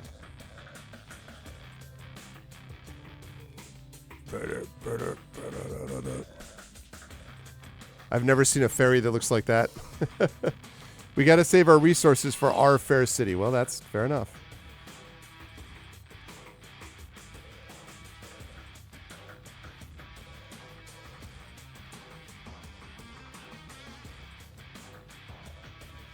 Okay, good. Right, all right, last call, last call. I think Chad is kind of like, look, this guy, he's like, I have top-level Rolex watches. You can get Rolex watches right here.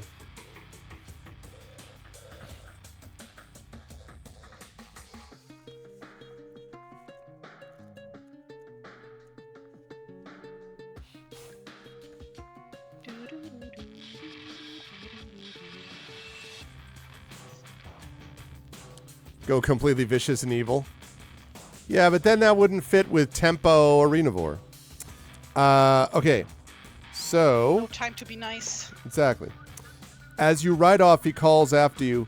I curse you, scoundrel. I will catch up with you one day and take my revenge after I recover from this deadly death spell that I can't survive from. You ride for another hour, certain that you've left Tazbad far behind, then settle down for the rest of the night. Next morning, you are up bright and early and continue your journey. Soon you enter a small village in which you hope to refill your water bottle from the communal well. Tick off a time box. Oh, man. If you have the golden fist, I serve the flaming fist. I am the law. I am the law. All right. If not, turn to 2. Okay, so we do not have the golden fist. I mean, I think our fists are golden, but you approach the well, but your way is barred by several burly peasants shouting, "You're not welcome here, horse thief!" They don't look the sort to listen to reason, so you spur your horse out of the village. Right? Are they assuming that we are horse thief because we have a horse? Presumably. How else The would we only have people one? who can have a horse, Only thieves. only thieves can have horses. In this dark times, you either eat a horse or you ride or you have a horse at home that you never ride because otherwise you're a thief. I don't know. Okay. Checks out. I'm going to put in our first save point because we haven't had one yet. All right. You are beginning to feel that you are going to spend the rest of your life in the saddle. The weather is strangely humid for the time of year, and the occasional gusts of wind from the east bring little comfort. They are tainted by a fetid, sickly sweet stench. The road passes through a jumble of massive boulders, and a jagged scarp rises on your left. Ahead of you, another settlement huddles beneath a huge overhang of rock. Strangely, no smoke rises from it. As you approach, you notice several objects littering the road: shoes, bowls, and tools. You dismount and enter the village cautiously, finding a desolate street, empty of people and littered with debris. From one of the buildings to your right, you can hear a faint knocking sound. Will you follow the knocking?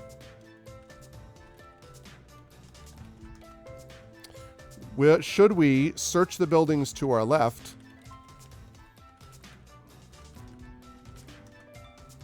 Or should we hurry out of the village and press on?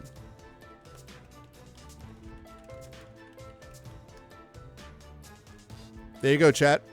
$ vote space 1 to follow the knocking. $ vote space 2 to search the buildings. $ vote space 3 to hurry out of the village and press on.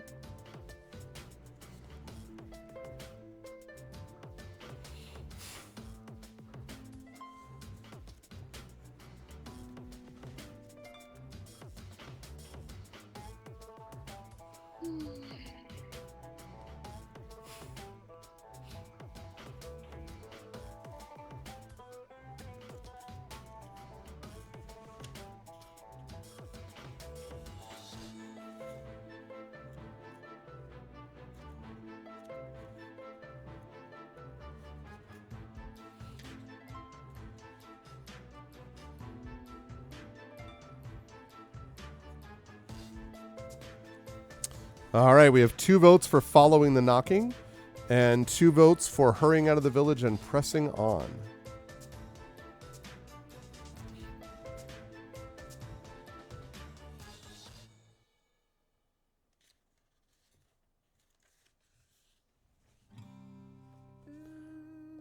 We are scouting. That's true. It's a combination, right? It's always a mix. Like, we're scouting. We're like, Caro's right that we don't want to waste time, but also we're trying to scout. So it's a combination of things. This is one of those villages, presumably, that they found that was empty. That sort of led them to think there was an invasion coming in the first place. You know what I just thought of? What if this whole thing was a feint? And that actually what they were trying to do was just kind of get us away from the city. So, kind of the evil inverse of what happened in the Thief one. Yes. What was that called again? Oh god, with the eyes of the statue thing. Yeah, where we had to get like the ruby or something, some gem. Yes, night. Something night. The one that takes place in Port Blacksand. There. Yeah, probably the only book that takes place there, right? Right. No. There's another one that's in. Yeah, I was gonna say no. There's another one earlier. But let me get the title. I have it.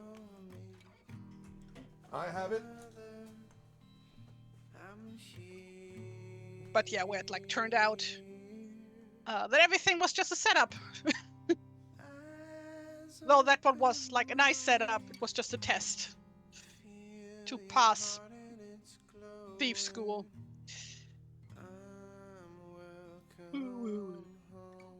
Oh, I'm hungry again. God damn it. I'm gonna have to go get myself a snack in a second. We were overthinking it. It's Midnight Rogue. Ah.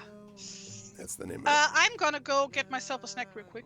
Okay. Before I get like low blood sugar. Yes, again. please you know do. That. Please do. We will look at this tempo on a horse in the meantime. Oh, I know what's going on. I forgot to have a coffee. I usually always have a coffee at the beginning of the stream, but I completely forgot to this time. That's what I'm Oh. gonna do. Okay. Well, as you're getting your coffee, Chad, I'm going to last call this, but we do need someone to break the tie. We have Follow the Knocking, which is tied at the moment with Hurry Out of the Village and Press On. So, and Search the Buildings to our left is currently behind those. So I do need someone to break this tie, please. Break this tie, break this tie, break this tie. Break this tie, this tie. It's a tie breaker.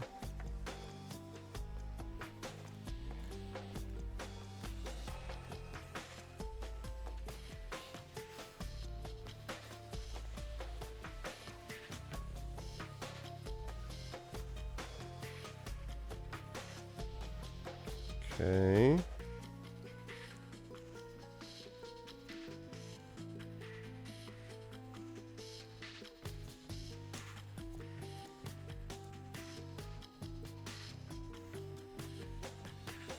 Hang on a second. Okay. A tiebreaker. I see what you did there. All right. Hurrying out of the village and pressing on. Chat's like, we're not ticking off any more time boxes. Okay. Leaving the village and its mighty rock outcrop behind, you follow the road.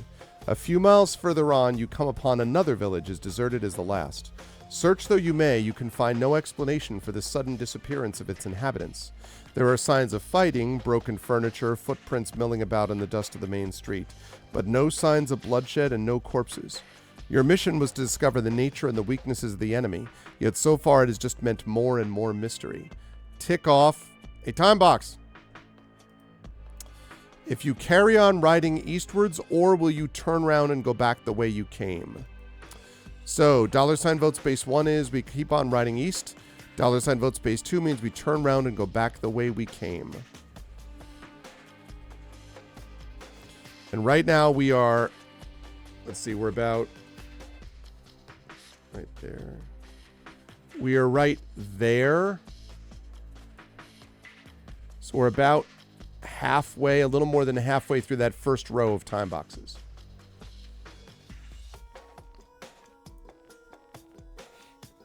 Yeah, so $ vote space 1 is keep going east. $ vote space 2 is turning around and going back the way we came.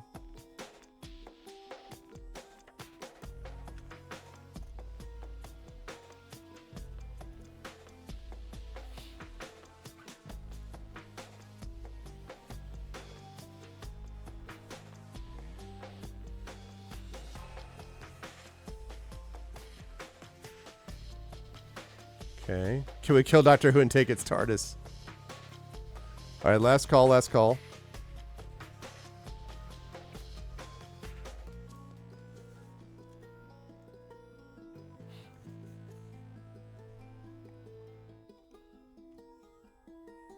All right. I'm going to close that. Keep on riding eastward. You pass through a string of deserted vehicles. Yes, deserted vehicles. Suddenly cars. You pass through a string of deserted villages. You are overwhelmed by a sense of isolation, of terrible loneliness as you travel through this wasteland. How can you save a country all of whose people have vanished with hardly a trace? You lose all sense of time as there is nothing to mark one day from the next. Your purpose gone, you wander aimlessly. Finally casting your sword away, you meander through the countryside. Your adventure ends here. What? Okay. Okay. So. Yeah, like, what? Game done, next game. No, what are you talking about? Echo, we just started. Hello. Hi, Terry. Welcome back. I see I got here at a great moment. We are losing our sword. Well, no, we just said to keep going east, and we went further east, And then we like literally just they was just like we got depressed and threw away our sword and that was it. It's just like because there was like nobody there. I'm like, what kind of a hero is this guy? Yeah, you Press rode too one. much. Heroes can suffer from depression. Gregory. Yeah, like that's not how this look. Heroes are supposed to be brave and okay. So much for that. Heroes All right. can be depressed. Yes. Have you not played any AAA video games that came out in the last 10 years? Yeah, no, that's 100% true. It's very true. Where And actually, every everyone's like, a middle-aged man with depression. listen, I myself may have some deeply affected ones that are part of this. Okay, so back to number 7, because we saved actually. Good thing I gave us a save point, which was basically the spot where we were in the village. So again, now I do want to mention that we could, just so you know, we could hurry out of the village and press on if you choose to after this. So this is not like the thing where we screwed up was the sort of the entry after this. But nonetheless, this is the one where we're in the village and you find a desolate street, empty, people littered with debris. And from one of the buildings, we can hear a faint knocking sound. So I'm going to give us that choice again. But again, you can choose to hurry out of the village as long as we then choose to turn around. So just be aware that this was not where we ran into trouble. So follow the knocking, search the buildings to the left, or hurry out of the village. Yeah, I know. Maybe it'll change this time.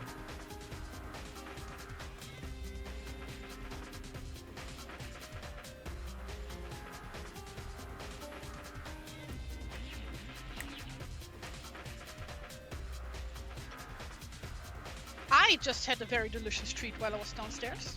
What did you have? Madeleine with raisins. All right, that's our show. And see, even nothing. Raisins are always trickery. They're always trickery. You just have to like you can't just be like, I had this thing with raisins. You're like, Madeline with raisins. Like, because I was like, But they make the Madeleines better. Madeleines?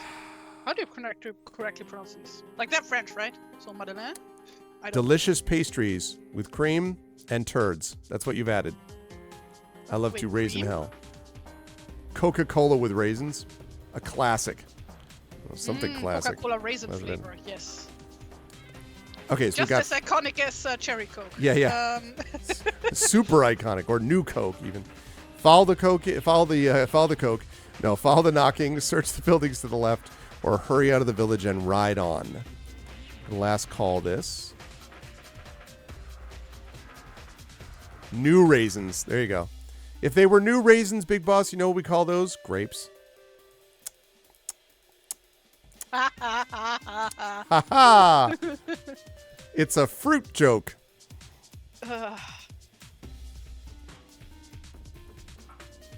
Orange, you glad I made it?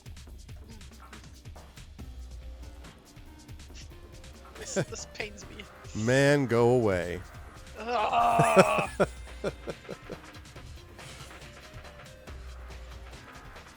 Okay. You getting fresh, Arv? Yeah, I'm getting fresh. I can only think of Dutch fruit puns. Like, for example, framboos. That's Dutch for raspberry, but boos also means mad or angry. Mm-hmm. So.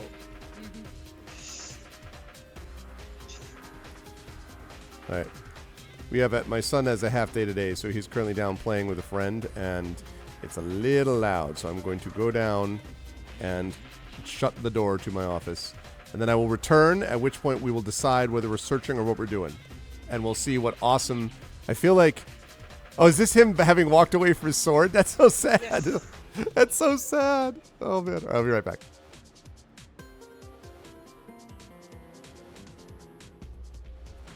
Doing the Spider-Man, the iconic scene where Spider-Man gives up his suit and like walks through the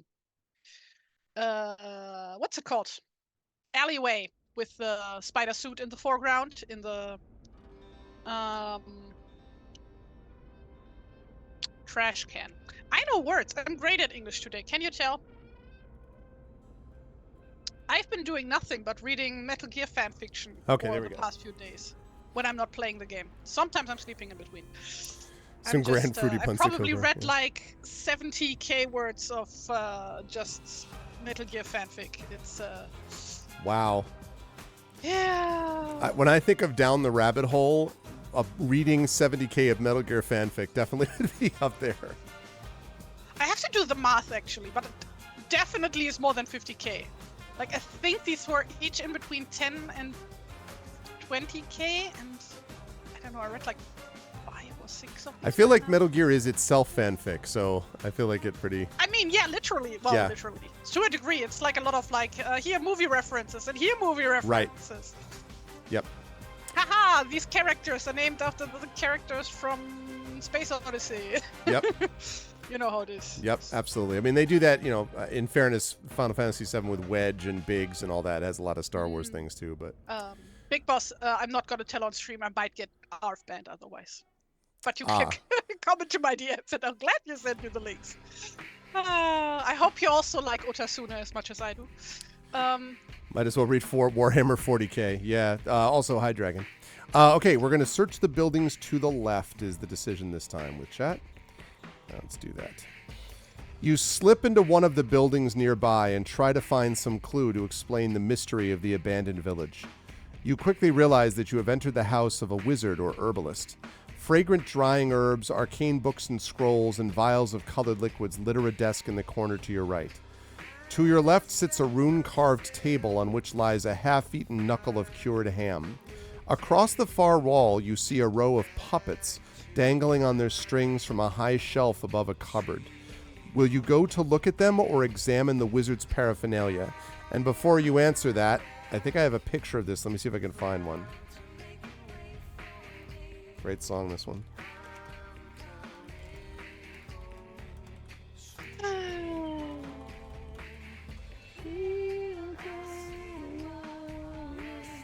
I do have a picture of this. Okay.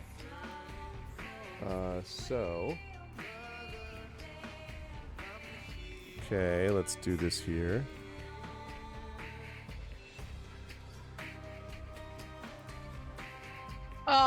In like actual book news, so I've gotten 2 of my friends recently to start reading Terry Pratchett, and I'm very proud of myself. Very nice. Awesome.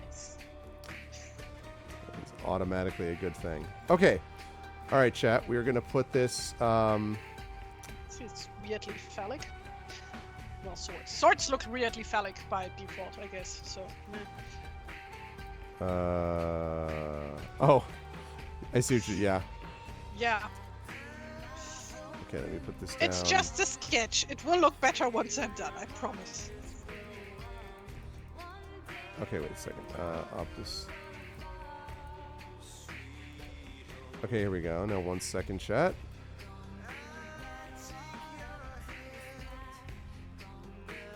All right, here we go, chat. So this is what you see. There is what you see. So again, herbs, arcane books, and scrolls. To your left is a rune-carved table on which lies a half-eaten knuckle of cured ham. Across the far wall, you see a row of puppets dangling on their strings from a high shelf above a cupboard. So, will you go to look at the puppets or examine the wizard's paraphernalia? $vote space 1 means you go to look at the puppets. $vote space 2 means you examine the wizard's paraphernalia. So $vote space 1, chat, you are, let's say, the master of puppets. Puppets. Da-da, da-da, Oh my da-da, god, I'm da-da, literally da-da, wearing a da-da. Metallica sweater right Are you really? now. What the fuck? Yeah, no, it's like one of my boyfriends that he never wears, but it's so comfortable. So I just wear it around the house all day. With Like, I the- actually do like Metallica, but I'm not the kind of person who likes Metallica enough to buy Metallica to buy merch, I guess. Metallica shirts. Yeah, Yeah. the my daughter actually for in her ensemble, they actually did a jazz version of Master of Puppets, which was interesting. Yeah, Funky. yeah, it was. It's pretty cool. And it was not when she was like, "Yeah, we're doing Master of Puppets." I'm like, "Wait, what?" I was like, and she's like, "Yeah." I'm like, "What?" But yeah, it was kind of cool. When I fall. All right, chat. We have a $vote space 1 again is to look at the puppets. $vote space 2, you do not look at the you look at the wizard's paraphernalia instead. So puppets or paraphernalia. Really, this just looks like a typical store in Northampton. I mean, I don't know. It's a big deal. With Cruella de Vil? Master of Puppets? Oh, Master of Puppies. Yeah, okay. Master of Puppies. I get it. Yeah. Oh, I see. At least I assumed that was a joke. So the vote again is if you $vote space 1 is moving towards the puppets to look at them. $vote space 2 is you're examining the wizard's paraphernalia.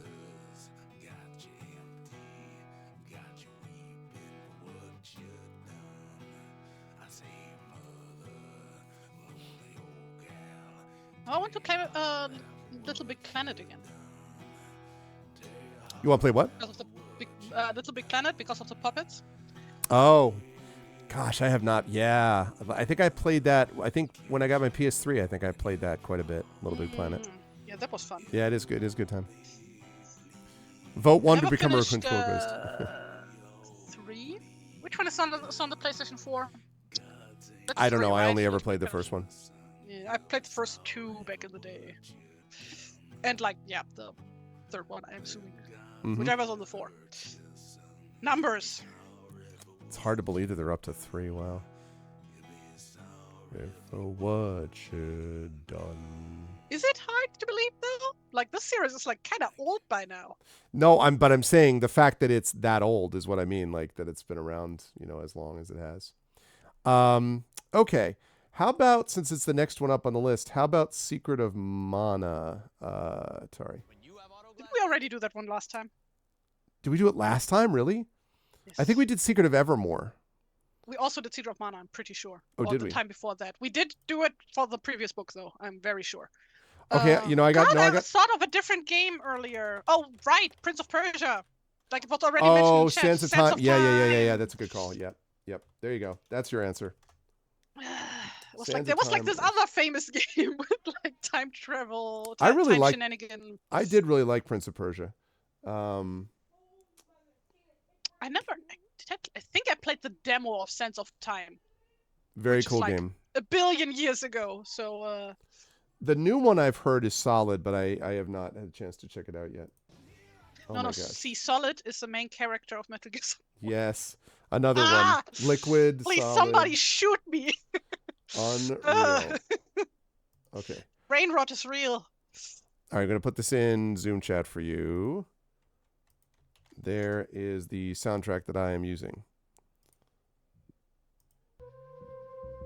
All right, here we are. Prince of Persia I soundtrack. request that we do after this book one with like a spy theme Yeah, I would love to do that. Actually, or like robot theme, like mechas also works, yes, both, actually, ideally. and actually, it's funny you mentioned that. Hold on a second, let me fix the music. I'll have to go look at it later on, but I think one of our next ones is metallic or robot based. Anyway, but regardless, yes. Okay, so I'm gonna close that. No, and- wait! I played myself and I have to draw machines! No! That's yeah, Damn it, that's I true. hate- oh god. Wait till I yeah, find no. a Metal Gear Solid Choose Your Own Adventure book. I bet I can find one somewhere. Yeah, if there exists one only in Japanese, I'm assuming. I'll get it translated. It'll be fine. Okay. Rummaging Hey, among you the... Mr. Moneybags! No. I mean, like, I would be like, for the love of the... No, I would pay them, obviously. Rummaging among the vials and pieces of scrap paper on the desk, you come across a parchment stained green by a sticky syrup which is spilled from a cracked bottle. You hold up the soggy sheet, straining to read the scrawl which covers it. You can't make out all the words, just occasional snippets. And do not leave the house until you are certain the danger is past.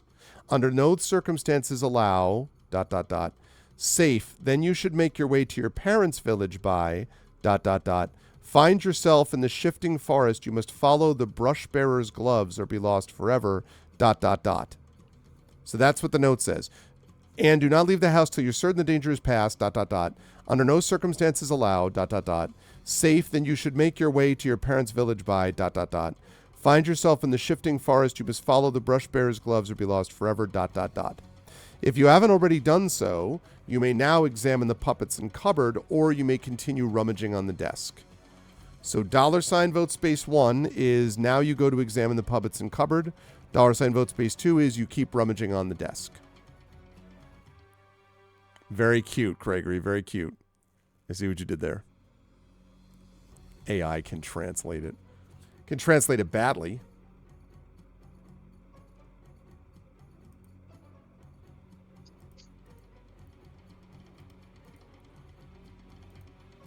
I'm dramatically showing your picture. Dramatically? Yeah, by having it turn on and off with the music. Wasn't that Oh, dramatic? I see. It's like, sadly, I can't draw and look up at the same time. Mm-hmm. Well, actually, I can, but like only when I'm paper drawing, not when I'm digitally drawing. Oh, interesting. Huh. Yeah, that's like a thing that like some of my artist friends like to comment on. Like before I moved, before the lockdown and everything, I used to attend these regular cartoonist meetups Mm-hmm. in my area. Well, not really in my area. It was technically a 2-hour train drive. Anyway, but yeah, like how like we would all just sit around the table, have a drink, draw, chat about this and that. And I would just draw and look at people while talking at the same time. Wow. And I didn't notice before, like my friends pointed that out to me. That's I mean, that's actually good though for like commissions at conventions, probably, right? Like being able to do that. Yeah. Absolutely. So, cartoonists in your area want to meet. The cartoonists don't want you to know this one crazy trick, right, Big Boss? No, that's. I mean, as if I couldn't be more impressed with your illustration ability already, Tari. Okay, so it looks like Chad has decided that we should continue to rummage. So we will keep on rummaging. Keep on rummaging. Okay. You glance through the books and scrolls, but the rambling text means nothing to you. The vials look more promising. Though many are cracked and their contents spilt, a few remain intact. Of these, you salvage the 3 which seem the least noxious, each containing an unexciting, cloudy brown liquid. Each is labeled in the same crabbed handwriting. You may risk drinking one or more of the liquids now, or you may take any or all of them with you. If you decide to take them with you, note down the name of each potion you take on your adventure sheet, together with the paragraph number which you should go to if you decide to drink it. You may drink one of these potions at any time you would normally be able to drink a potion, that is, as long as you are not in battle. Remember, note down the number of the paragraph you're at before turning to the relevant paragraph for the potion you're about to drink.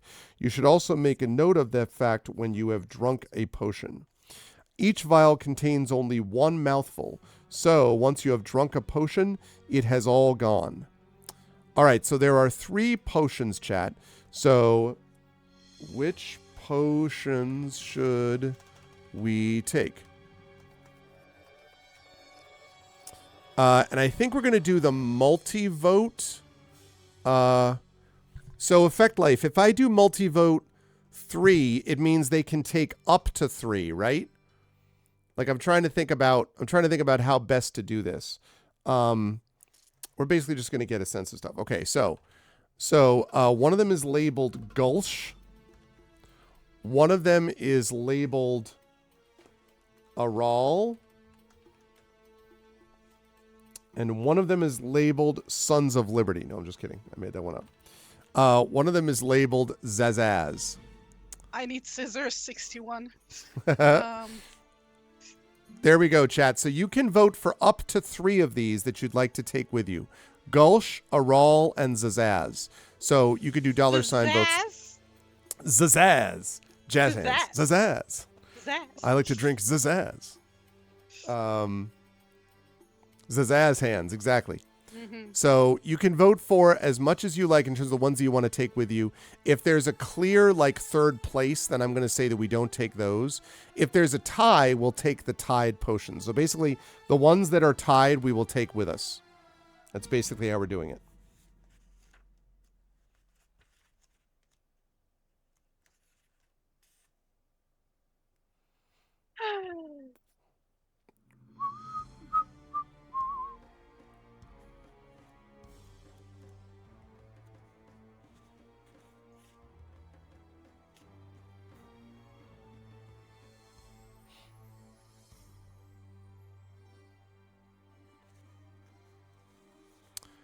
Okay. Will we become Victor Zsasz? Oh, yeah.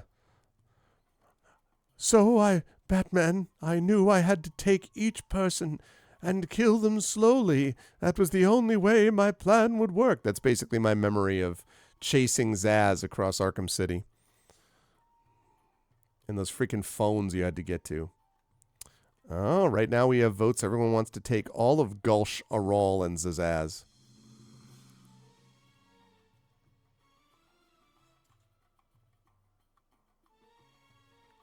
Yesterday, while tidying up the bedroom, I found actually a Batman comic in my nightstand that I had completely forgotten.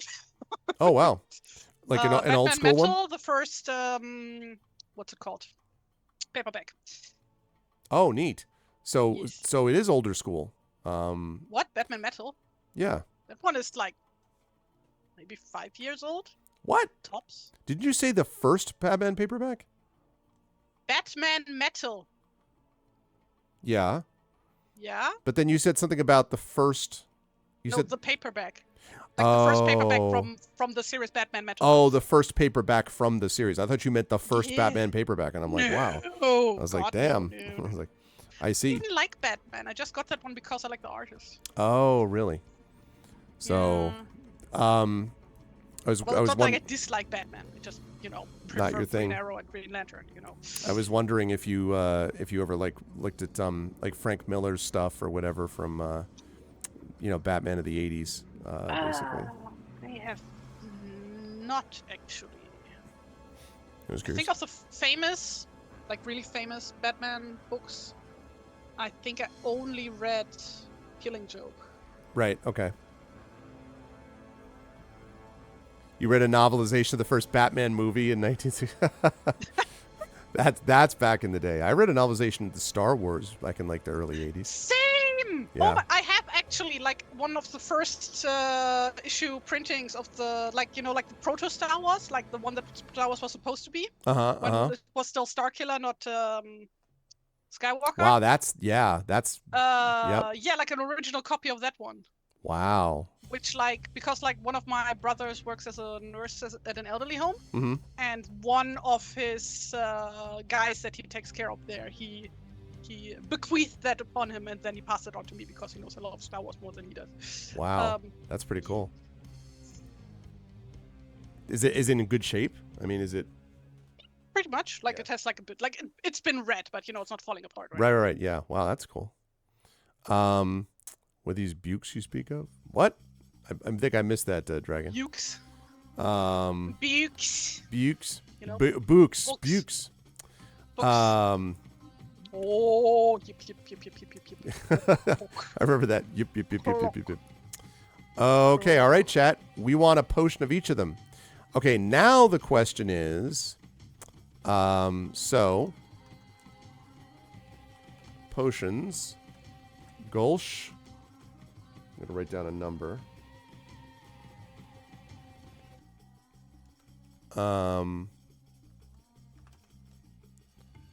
And then what is it? Aral. And that's 285. And Zsasz.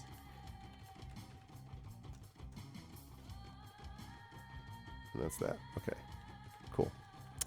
All right, there are the potions. Now the question is, chat.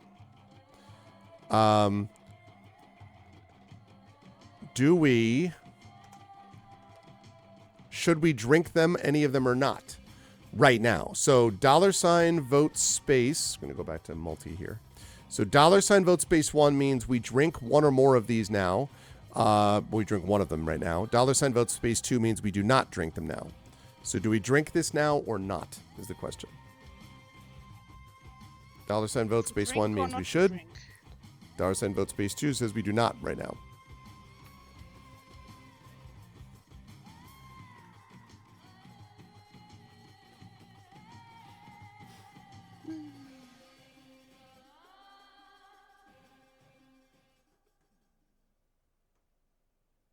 Like so many half-read books in my nightstand. It's really annoying. Because I can never finish anything. I always pick up something else at some point. Yeah. So you don't. So then you like, and you don't ever like circle back. Then by the time you circle back around, you may have forgotten the first part of the book that you started reading, maybe. Yeah, I had that problem with Wintersmith by Yep. Terry Pratchett. Yep. That was like a real big issue for me, where I was like, I started this, and then 2 years later, I picked it up again. I had to restart from the beginning. It was really annoying. Pretty much, that's Well, kind of like my. as annoying as reading Terry Pratchett can be. Yeah. You know, relatively speaking. It's true. I was actually reading that to my daughter, and then she's gotten super busy, so we haven't. And then she wanted me to start reading Gray Shade to her, which I did. So we will come back to Wintersmith at some point, but. Tara, you should try Heretic. You won't be able to put it down, Big Boss says. Well, listen. Heretic, never heard of it. Yeah. Not yet, but soon. The summer of Greyshade. The summer of Heretic. Yeah, I did restart reading. Restart. I picked up again American Gods. Yeah. The Good other book. week. Good book. Yes. Still sad that they canceled the TV series. Yeah, that only had... like what, 1 season, 2 seasons? 2 seasons. 2 seasons.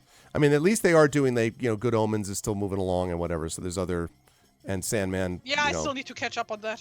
Yeah, but no, American Gods is good stuff. Okay, we are going to close that. So you're not going to do the potions now, but we have the potions later, which will be helpful. Okay. Now it asks us at this next entry the very odd question: if you have a blowpipe. Which is interesting because we do not have a blowpipe. Otherwise, if you have not yet... You have my image away. Oh, sorry. I was now we're done with this thing. I beg your pardon. Nope, wrong one. That one. Oh, nice. There we go. Now we just were showing that. Yeah, thanks. That was just showing the other one that was there. Look at that. That's what I'm talking about. We have 3 vials, which are carefully labeled for your use. You can see them right there. Okay. If you have not examined the puppets and cupboard, you may do so, or you may leave the building and make your way out of the settlement. So, $vote space 1. $vote space 1 means that we examine the puppets and the cupboard, which we haven't done yet. $vote space 2 means we leave the building and make our way out of the settlement. So, $vote space 1, examine the puppets. $vote space 2, get out of the settlement. We're going like a good 20 more minutes, right? That is correct. Yep, 20 minutes.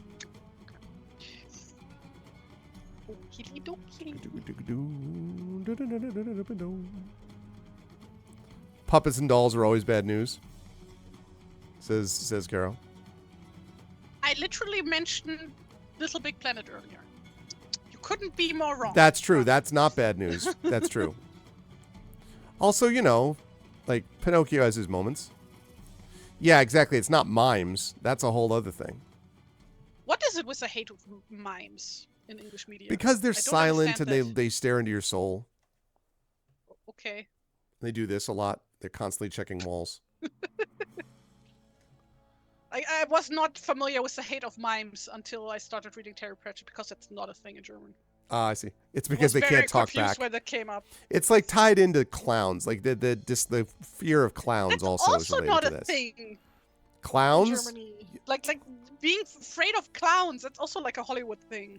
No, this is also a UK thing. They did no, it's not even Hollywood. They did I think I've told you this. They did a survey of a children's hospital, and like 98% of the children did not like / were afraid of clowns. And there was this response to that from the Clown Society. There was like, in our experience, children love clowns. I'm like, yeah, but your experience is not borne out by the children's hospital residents who do not want to see clowns. Like that's, in Germany, it is a comedy. All right, chat, we need to vote here. So far we have Caro, who definitively does not want to check puppets and cupboard. But $vote space 1 means you can check the puppets and the cupboard. $vote space 2 means you will not do so and you will make your way out of the settlement. So $vote space 1, examine the puppets in the cupboard.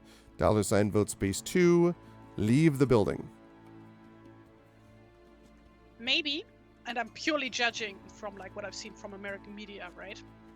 So I don't know how much that lines up with reality. Okay.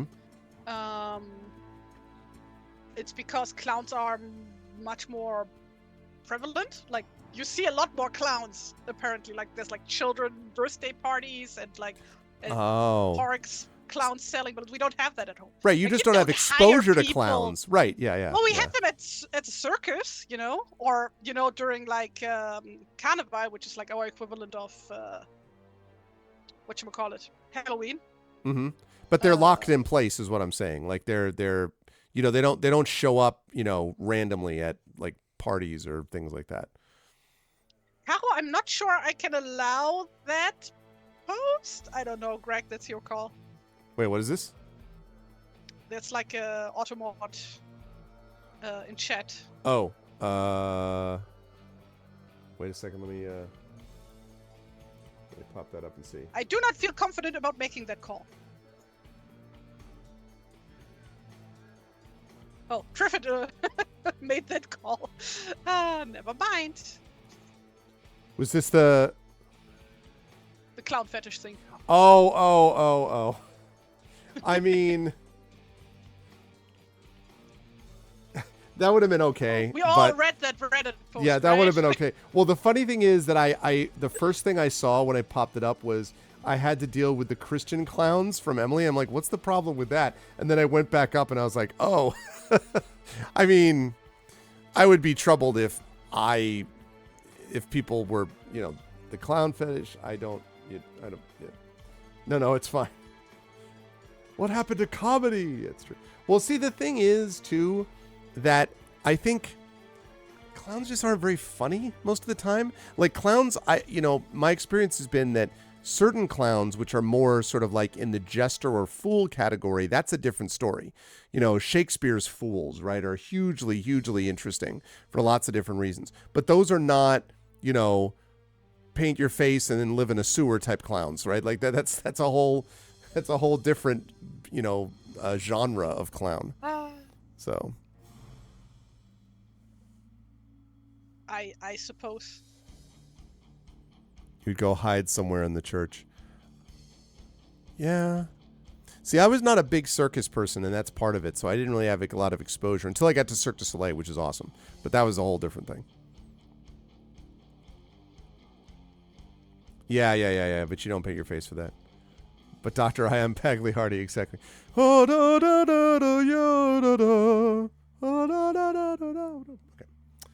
Okay. Yeah, people have sometimes reactions like that to like the Easter Bunny, which is also massive, Oh, Saint Nicholas is a big human-sized bunny. Yeah.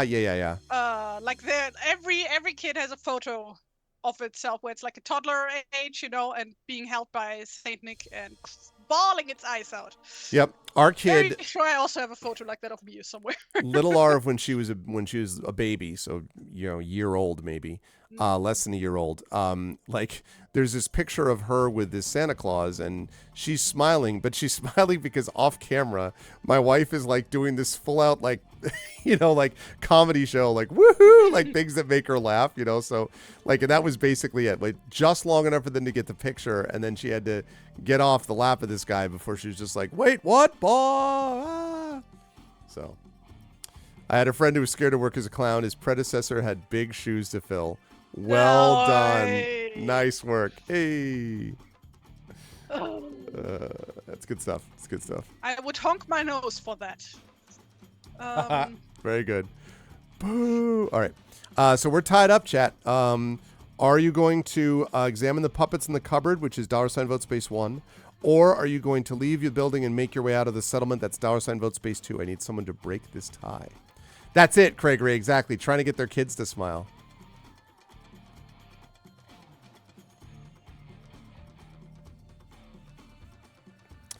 All right. Going once. Going twice. All right. We're gonna find out whether Caro's fear of puppets is going to be a problem. Let's find out. As you approach the row of puppets, your left foot squelches in something and skids. You have trodden in a sticky green footprint, one of a line which leads from the cupboard to the table and back again. The cupboard before you is crudely daubed with a rune, the sign of a single arrow. Will you open the cupboard with your sword ready to strike, or open it normally? So $vote space 1 is you open the cupboard with your sword. $vote space 2 means you open it normally.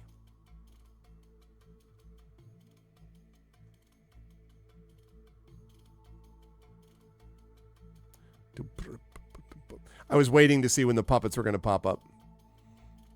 Hey, T-Bank. Pop up. Yeah. Pop up. Puppet up. Pop it. Puppet. Okay. I'm just imagining like an action figure collector's shelf here, where like you have like all of these action figures, like all still in the packaging, neatly lined up, completely dust free.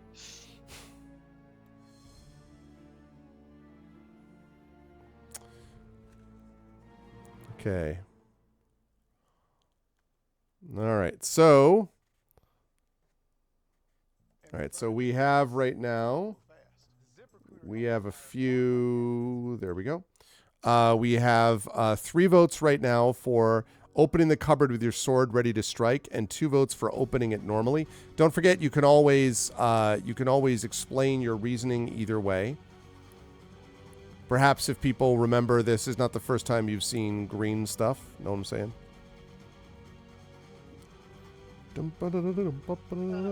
Are you talking about Warhammer or? That's a whole different. I was actually talking to a friend of mine. Was a notable entry at the Adepticon. I think it's called the Golden Phoenix or something, or Golden. It's this like it's like this hugely prestigious award for miniature painting, and a lot of it is Warhammer based. So there were a lot of this like Warhammer things, whatever. But the one that I have to actually send you a link to this, Tari. It was the one that won it. So he got a notable entry, which is a big deal because this is like the biggest thing ever. It was basically like an honorable mention, but like at a place like this, it's really impressive, and he's very good at it. But the one who won, he was like walking around beforehand. He said, "This is the greatest thing I've ever seen." So it's from some Warhammer thing. I don't know the details, but it is a vampire dressed in this cloak, looking down on the surface of a lake, and the miniature it has him on top, and he's next to like some tree that has these 2 evil red eyes staring out of it. But below, Golden Demon, that's it. Yeah, thanks, Big Boss. Below it, you see him looking down into the lake, and it's got their reflection.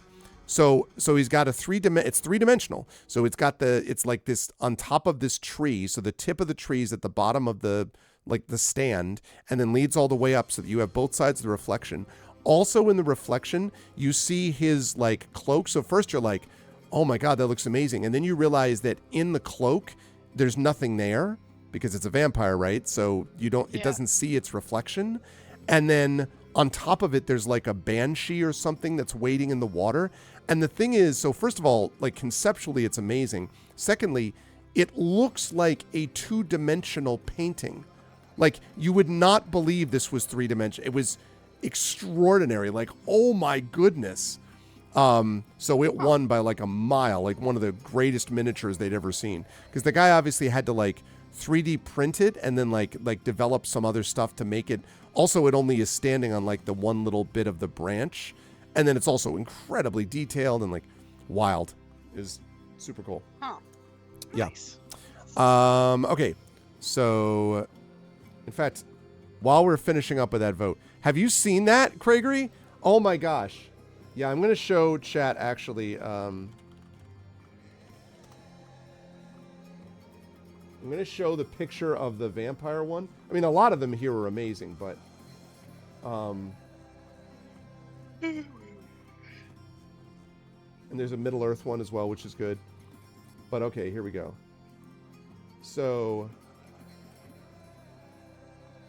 let me see if I can do this one. Okay. And the picture, according to him, the picture does not do it justice either. Like, I'm gonna make this a little bit larger than the window. So there we go. Like, look at that. Damn. I just can't get it. Like, it looks like if you just looked at it, you assume it would be on paper, right? I mean, for just a moment. I was really impressed. I was like, he's like, this is, you have to look at this. And I was like, yep, that's That's dope. it was a Warhammer thing, but I'm not familiar. I know very little about Warhammer.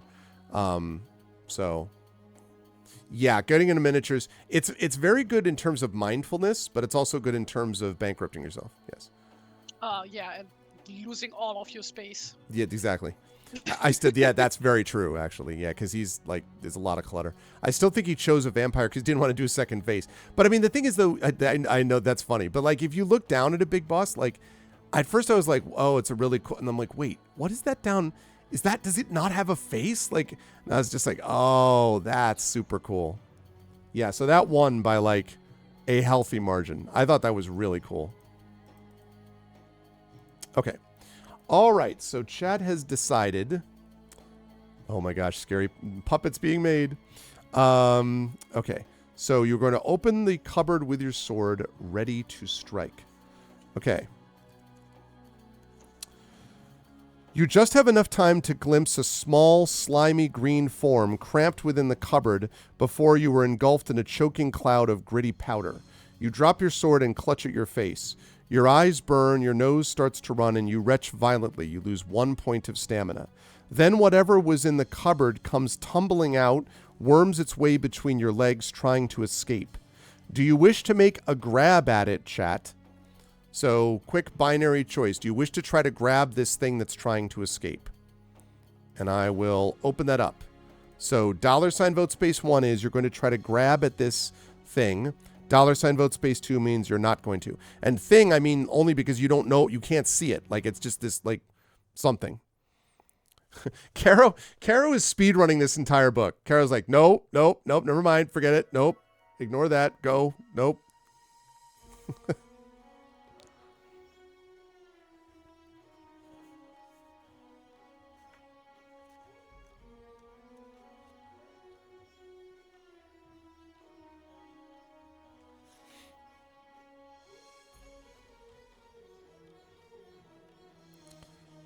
Okay.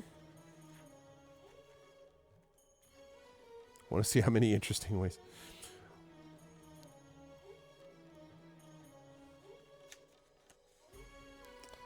Okay. $vote space 1. I want to see how many interesting ways we can die. Well, again, this is whatever this thing is. You don't know what that's the thing. It may not even be a thing. You just don't know, right? And you did open the cupboard with your sword drawn, so, like, there's that. It's a kitty cat. Hey, Muisje. I'm being Hello, Lorelai. peeped at. Somebody wants attention and love. Yes.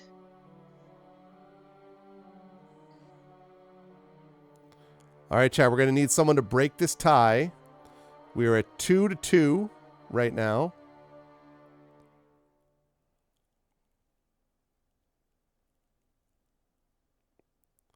Okay, $vote space 1. This was what this is. Echo, this is basically, so we opened the cupboard with our sword drawn, and then this small green form, we don't know if it's covered in green or what, there was this cloud of gritty powder, and then whatever it is tried to escape, but we have no idea what it is. So this is just, are we going to basically grab the creature before it can escape? Because we don't even know if it's a creature. We have no idea what it is. So that's basically what the vote is.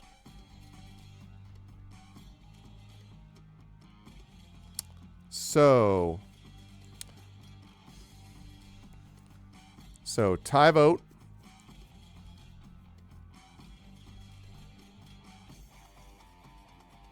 So still tie. I need someone to break this tie.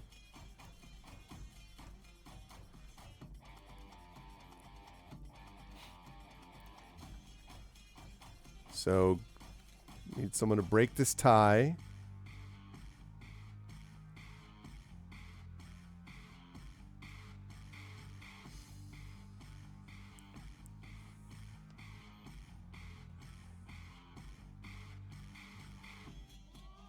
Well, need someone to break this tie.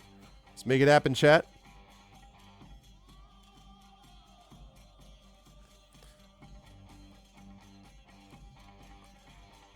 Don't grab it, but try and pick up the sword.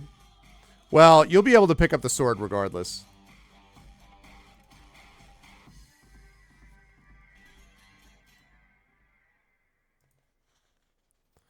It's a tough. This is tough. We're tied 4-4. Chad is very divided on this decision.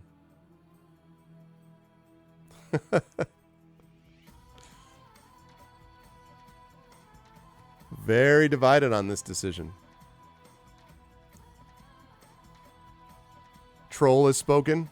No, I know. I understand that dragon, like, you know, it's dragon's job in life to tie, but nonetheless, a vote is a vote.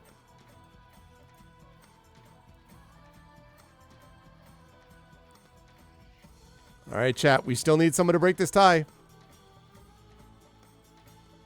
I'm a neutral. If no one breaks it, Tari's got to jump in and make the vote. Yeah, I can break bones. That's what we are talking about, right? No. No. He said nervously, moving away. No. Break ties. Break ties. All right, Big Boss. This is that. That's Whoa. lame. I'm not going to do that. I'm not. So you like Tari being the tiebreaker or the Tari breaker? Well, Big Boss has changed his vote. I'm unbreakable. He's unbreakable. Great movie. Better than Sixth Sense, I think. Oh, you haven't seen it? Seriously, Tari, have you not seen that? No. You would really like it. Wait, what? Unbreakable. Unbreakable. Yeah, with Bruce Willis, Samuel Jackson, M. Night Shyamalan as director. Yeah. I liked Unbreakable. It's difficult to type while I'm using the tablet because, like, I have my keyboard behind the tablet. So I see. Awkwardly reach around. I think it was the second movie after The Sixth Sense that he did, or maybe I don't remember that for sure, but I really, really liked Unbreakable a lot. Okay. A thriller or something? Yes, I would classify it as a thriller. Okay. With some fantastic elements. Okay. Supernatural thriller. Yes. That does sound like it could be up my alley. Yes, I think you would really like that. I think it's very well done, and I think it's kind of your bag. I think. There's a twist. Yeah, spoiler. Yeah, no kidding. Okay. What a twist! So you have decided to not grab at this creature, and you'll never know what it is. While you are writhing from the effects of the dust, you hear the door of the house slam and running. Running footsteps fading away. When your vision finally returns, you see the empty cupboard in front of you, sticky green footmarks leading out of it. If you have not yet searched the desk in the corner, you have actually searched the desk in the corner. So you may follow the footsteps. That's the only other option. Outside the building, the sticky batches lead along the main street towards the far gate. You fetch your horse and mount up. Unfortunately, the trail gets fainter and fainter as it goes on, and by the time you reach the gate, the footsteps are barely visible in the dust. You realize that your quarry has eluded you. Disappointed, you continue your journey. Okay, and this actually brings us to the one where last time we died, which is where you leave the village, and we're closing in on the end of our session today after this amazing puppet drawer that's being done. Leaving the village and this mighty rock outcrop behind you, follow the road. This is the one where you come across another village, which is as deserted as the last. And we do have to tick off a time box. I already did that, actually. I ticked off the time box to begin with, so I'm not going to tick off another one. So we were sitting right now at 6. So now we have to come back the way we came, because otherwise the book comes to an end, so we can't do that. So you gallop back the way you came, pausing from time to time to refill your water bottle. As you spur your mare over a grassy rise, you suddenly find yourself struggling with the reins when she rears up. Something has disturbed her, something which lies ahead. You can see nothing, but you catch the faintest trace of a sour, musty smell.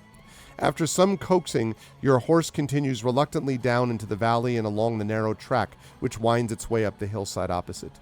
You have to pick your way carefully up the steep path, but finally you top the ridge and look down into the valley. Off to your left, you can see a column of smoke rising. Have you marked 10 or more time boxes? We have not, so it says to tick off a time box. But then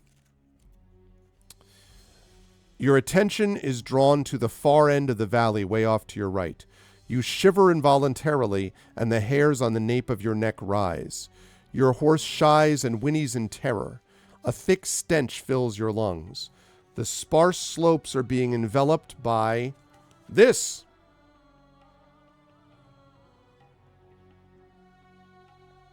That's right, this. They are being nice slowly enveloped trail. by an advancing wave of black lava, or so it seems. Your Black eyes. lava? That's black lava, as opposed to red lava. This is black lava, apparently. Your eyes adjust to the distance, and you see that the oozing black mass is not liquid, but a seething ocean of people. Even as you watch, it seeps closer, spreading like a dark stain.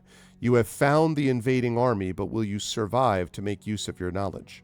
There are many more people in the horde below than in Calamer's entire army. And the last question that's going to be asked, we're not going to ask it now, is do you ride down into the valley to take a closer look or gallop off to your left to try to reach the village? And what choice will be made, chat? Only you will know, but not today. Because that is going to bring us to the end of Slaves of the Abyss for the moment. So, interesting start. Some strange moments to this, I think, including the whole do we search for puppets or not. I think Terry's made some appropriately creepy ones there. That fits very well, I think. But try. yeah, no, it was good stuff.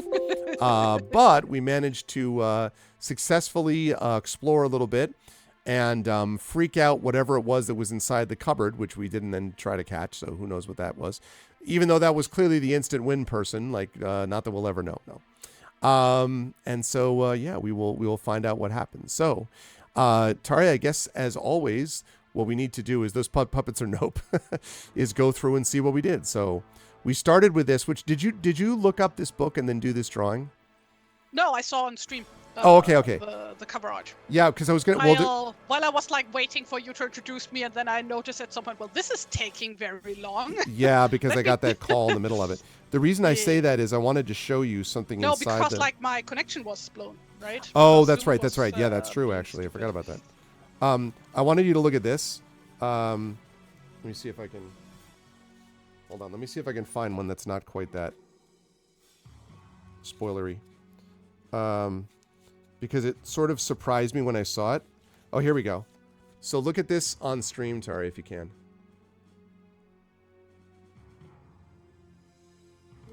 Yes, delay. Oh, more hands. But it I looks see. so like it, though. I saw it and I was I like, oh, wow, see. that's super cool. That's cool. I really like it. So you were Yeah, great well, I minds was thinking. just going off the hands in space. Yeah, no, I know. It was very cool. So that was the first drawing, was hands in space. Okay. No, hands It's in in space. When we last saw the crew of the swine track, no. Yeah, here's our hero, Tempo Arenavor. Yeah, Arenavor? Tempo Arenavor. Arenavor. Look at this guy. You know this guy. This guy does not look like someone who ever like opens a cupboard without his sword drawn. Basically, he's always ready to go. Even at home, medicine cabinet, like he's ready. Awesome, love it. And then Tempo Arenavor and his trusty steed, who's named what? What's the steed named? Steed. It's a steed. That's a name, Steed. Steed. And it's a stallion. Okay. You should call it Mare and then confuse people. It's called Mare, but it's a stallion. Thundersteel, yeah, that also works. Okay, Not a Steed. His name is So, Steed. what was the name from Borderlands again? I don't know about that. I was gonna say that The Witcher 3, the horse is always called Roach. But What was the name of Handsome Jack's diamond unicorn? did you say Butt Stallion? Echo? Butt Stallion! Yes, Butt Stallion! She is so beautiful. Butt Stallion. Yeah, it's a unicorn made of diamonds. Right. Uh, So obviously, yes. yes. What was this from? Did you say? Borderlands. Borderlands 2 specifically. Borderlands. See, I never played Borderlands 2. I played Borderlands 1. Oh, Never played do you Borderlands actually 2. enjoy first-person shooters? I do at all? sometimes, yes. Actually, I do sometimes, Yeah, especially because, playing I them hate co-op. first-person shooters, but I love Borderlands. Interesting. So- I like first-person shooters, especially if I'm playing them co-op with people. I like that. Well, that one is all about the co-op. Okay. I should try that at some point. Can play that with up to 4 people. I think it's like basically if like your average first-person shooter and Diablo had a Fallout-shaped baby in space. You would join for that, Echo? Yeah. I would also join for that if you would stream at a time where I can be on. Reasonable time to actual play. Yeah, but the Dibs thing on is Krieg. though. I'll be playing Krieg. But I hadn't. just But saying. that's the thing. I hadn't played the I hadn't played the story though. So so you need to do the whole thing where it's like don't do the Destiny 2 thing where you're like everyone's like, oh, you poor sweet summer child. The lore is this and this and this and like. You can skip the first one, like just read like a 1-paragraph summary on Wikipedia because it had barely any story in it. Okay. The characters from the first game are in it though, like the player characters, but that's fine. Like you're completely, but just play the second one and just the main story. That's fine. Then you are set. That's like the best part of the entire series. I got you. Co-op Tuesday. Speaking of this, by the way, chat, totally off the topic before Tara goes to the next picture. I realized the other day, I was like, I had found this command because I started playing on my Steam Deck the Legend of Heroes Trails in the Sky second chapter, and they met Sieg again, and all of a sudden it all came back to me. I'm like, oh, I remember what these commands came from. Anyway, no, that's cool. I will keep that in mind. And then here he is having just given up. I thought this, honestly, that was one of the more bizarre endings I've ever experienced in a fighting fantasy book, where it's just like he just gets depressed and then forgets what he's doing and leaves. I'm like, what? I mean, it's like, realistic. I guess, yeah. No, it is, but it's sort of like, what? Okay. Anyway, so so he just leaves his sword and walks away, and that's Arena of War, and you're like, no, and then tempo, a week later, no. he's gonna have horrible regrets about that. Yep. Potions. The 3 potions, that's right, which I hope chat remembers. Very critically important to remember that we have Gulch, Aral, and Zazaz. So just remember that. Very nice, very nice. And then our beloved, very cute and not at all creepy puppets. Not at all creepy puppets. It's the staring look. It's the real. It's the staring thing where you're just sort of like So these are the ones that we have. So it's fine, Caro. It's all totally fine, is what I'm saying. And then a bonus pride flag. Yeah, and a bonus. I forget. That's right, and a bonus pride flag. So that was the Forga flying above the Forga temple. Is the god of pride? Is this totally? Because that's really what it is. Man, we Does have it blah imply blah that blah. there's also god of wrath and a god of gluttony and so on? Yeah, well, actually, And is it then a demon, like demons based on the heavenly virtues? Mm-hmm. Yep.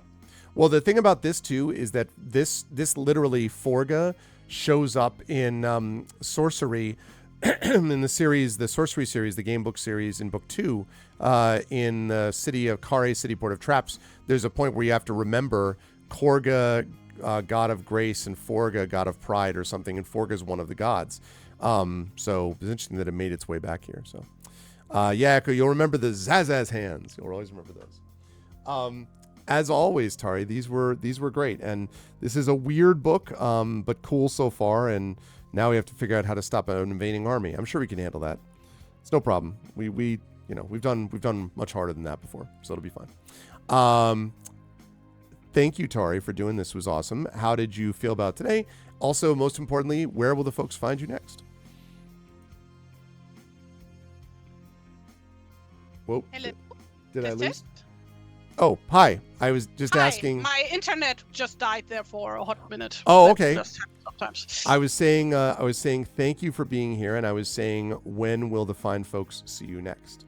Oh, thank you very much for having me. Yeah, over here, I don't know, next Tuesday after? Next something Tuesday like for that. Beowulf, I believe, is for us. Beowulf, yeah.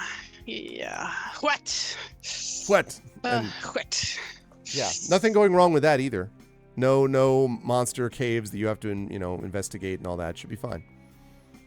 Yes, you So- can't kill off my followers. Contractually obligated to not kill off my followers. Mhm. Otherwise, you're gonna have to learn new followers that I have to design That's true. in your interest That's true. to keep them alive. That's true. Yeah. Right. Next week for that, and people can follow me on Tumblr and on Instagram and on Blue Sky at TariToons, where I occasionally post my drawings. when I'm not binge gaming and binge reading.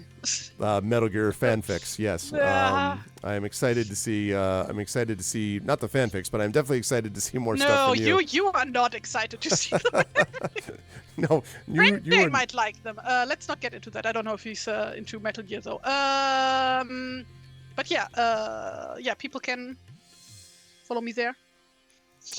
And we'll have you back for that, and then we'll have you back. I think we're doing 2 Beowulfs this month actually, which is cool. So we will see you for a couple of these because there's 5 Tuesdays in April. So we're gonna see you for 2 of these, which will be good. And then more Slaves of the Abyss next month as we continue with Tempo Arenavore. So thank you, Tari. Check, we get some love for the amazing TariToons. And you should also follow Tari on all the things. You should follow Tari on Blue Sky now for sure. And Yes. still not Tumblr and right? Instagram. And Instagram. Okay. Yes. Want to make sure. Everyone should do all the things that involve Tari. Thank you, Tari, so much. And Thank you for having me. I will see you soon. Bye-bye. Au revoir. All right, good stuff. Excellent stuff. Really enjoyed that quite a bit. And we are going to have more of this coming up, as I mentioned, next month. You'll get more of Slaves of the Abyss. That's right. And that's good because it's actually right near the end of our Prince of Persia, so that actually works perfectly. That, chat, is going to do it for us on this channel, but we're not done overall streaming because I am going to be over on GOG.com's Twitch channel in a little over an hour, 4:15 p.m. Eastern, where we will be finally returning to Ghosts of Saltmarsh. There's nothing on my Discord saying, oh, I can't do it, oh, we have the PC, oh, my PC blew up, or some medical thing. Everything is fine. We're playing. And chat, they have just discovered a what was supposed to be a long since disappeared ship, maybe some kind of ghost ship, which clearly has been attacked by some massive beast. So there's lots of stuff going on, is basically what I'm saying. You got a lot of stuff, so you'll want to check out all of that. And that's going to be happening 4:15 with D&D with GOG Ghosts of Saltmarsh. So you'll definitely want to be back here for that, back on that channel, I should say, for that in a little over an hour. Otherwise, don't forget tomorrow night on this channel at I believe it is 9 p.m. Eastern. We have got more of Waterdeep Dragon Heist. So Community D&D will be back with the Shadow Crew. That's going to be happening tomorrow at 9 p.m. Eastern. And then Thursday, of course, Thursday night, we have more Final Fantasy VII Rebirth, which is a ton of fun, and you're going to want more of that also. If you like what you saw and heard today, please follow the channel. Please check out our YouTube with !ArvTube. And for those of you who are watching over on my YouTube channel, welcome. Please join us on Twitch also. And yeah, thank you, everybody. And please subscribe. It's free to do that to YouTube. And we have a new record of subscribers. So we're continuing to build and grow that as much as we can. So definitely please do that. Discord is !ArvCord. Twitter is !ArvTweets. Website is arvineleron.com. Financially, !ArvTweets. I think I said, and then Twitter and our !ArvSky is my blue sky. Financially, !ArvShop is the merchandise area. !ArvTreon, the real Ghosts of Saltmarsh, this Tuesday on Fox. !ArvTreon, that's my Patreon sitting right there. We actually have gone up a couple of bucks recently, but would love to see that get back into triple digits. You can get cool stuff for you and cool stuff for the channel as a whole, moving us towards various channel goals. You can also do some of that if you sub to the channel, getting those custom sub badges and emotes. We had a couple of people who subbed and resubbed today. Thank you. And again, that gets you some awesome stuff, including inspirations to support our tabletop players throughout the month. So definitely jump on board to support us by doing that as well if you can. On the publishing side, !Icarus, that's my graphic novel from Athos Arts. !Library, that's my Tales and Tomes, The Forbidden Library. That's my 5e adventure and sourcebook from Alligator Alley Entertainment. And of course, !Greyshade, that is my Greyshade IP. The first 2 books in the Grey Assassin trilogy, Greyshade and Renegade, are out now along with with the audiobook of Gray Shade by our very own Trent Sparks. All of that from Athos Arts. You can get that at that exclamation point Gray Shade link. You can also pre-order the tabletop role-playing game of Gray Shade, which is going to be coming to you from Alligator Alley Entertainment, and which is designed by the amazing Brandon O'Brien. That is going to be out later this year, very late this year. You can pre-order that now. You can also pre-order the final book in the Grey Assassin trilogy, Heretic, which is currently being read by renowned international experts and is going through its final edits of that and copy edits. And then we are going to be, then it's going to be off to layout, and that will be out in the summer, as promised, also from Athos Arts, also edited by the amazing Emily Bell. And all of that you can check out and pre-order. Pre-orders are love, pre-orders are life at exclamation point Gray Shade. So please consider doing that. That would be lovely. Otherwise, and of course Heretic, because the command isn't ready yet. That's going to continue to be funny until that sad day when we finally do actually get the physical book with a link and everything out, and then the digital, at which point we'll actually attach it to that command. But still then. Thank you, Big Boss. That's very kind of you. I am, again, as I said, I am honored that it has had a positive effect on you. So thank you. I'm honored about that. So, where was I? Yes, so that's exclamation point Gray Shade. Last but certainly not least, exclamation point BLM, Black Lives Matter. Important to affirm and assert the significance and importance of Black lives. Exclamation point Help Now. That's the World Health Organization page on suicide prevention. Important to reach out to others when you need help and reach out to others when they need help as well. And exclamation point Ukraine. UKRAINE, to help the people of Ukraine as they fight back against an illegal and illegitimate war with bravery and courage, and send the message we will do so for others in the future as well. I want to thank everyone who made this an awesome stream today. Thank you to my wonderful mods, Dragon Spear, Emily the Invincible, Triffity Mats. Thank you for being the best mods in the business. Thank you as well to my wonderful Patreon supporters and subscribers, Dragon, Emily, Triffid, Effect Life. Thank you to Echo Alphix 5 and Aaron. Thank you all. And thank you so much to my wonderful viewers. Thank you to Big Boss, as always. Thank you to Black Fury, to Craigery. Thank you to Dank Freeze. Thank you to Darth Sisu. Thank you to Nostalgic Rhino. Thank you to Regress, to T-Bank, and TNS Mephiston. Thank you everyone so much for being here. I appreciate it greatly. I will see you folks in about an hour, literally an hour, exactly an hour, over on GOG.com's Twitch channel for D&D with GOG Ghosts of Saltmarsh as we continue with Salvage Operations. It's going to be a good time. You will not want to miss that. And then I'll see you back here tomorrow night, Wednesday at 9 p.m. Eastern for more of Community D&D with the Shadow Crew Waterdeep Dragon Heist. You'll want to be here for that. And Thursday night, Final Fantasy VII Rebirth. You'll want to be here for that too. That's it for now. Thanks everybody so much. Much love to all of you. And I will see you folks pretty soon. Until then, everyone please be good to each other. And special thanks, of course, most of all to TariToons today for the wonderful art that she did. That's it. I'll see you over on GOG in a little bit. Until then, everyone be good to each other. Thanks for now, and be good to each other. Bye-bye.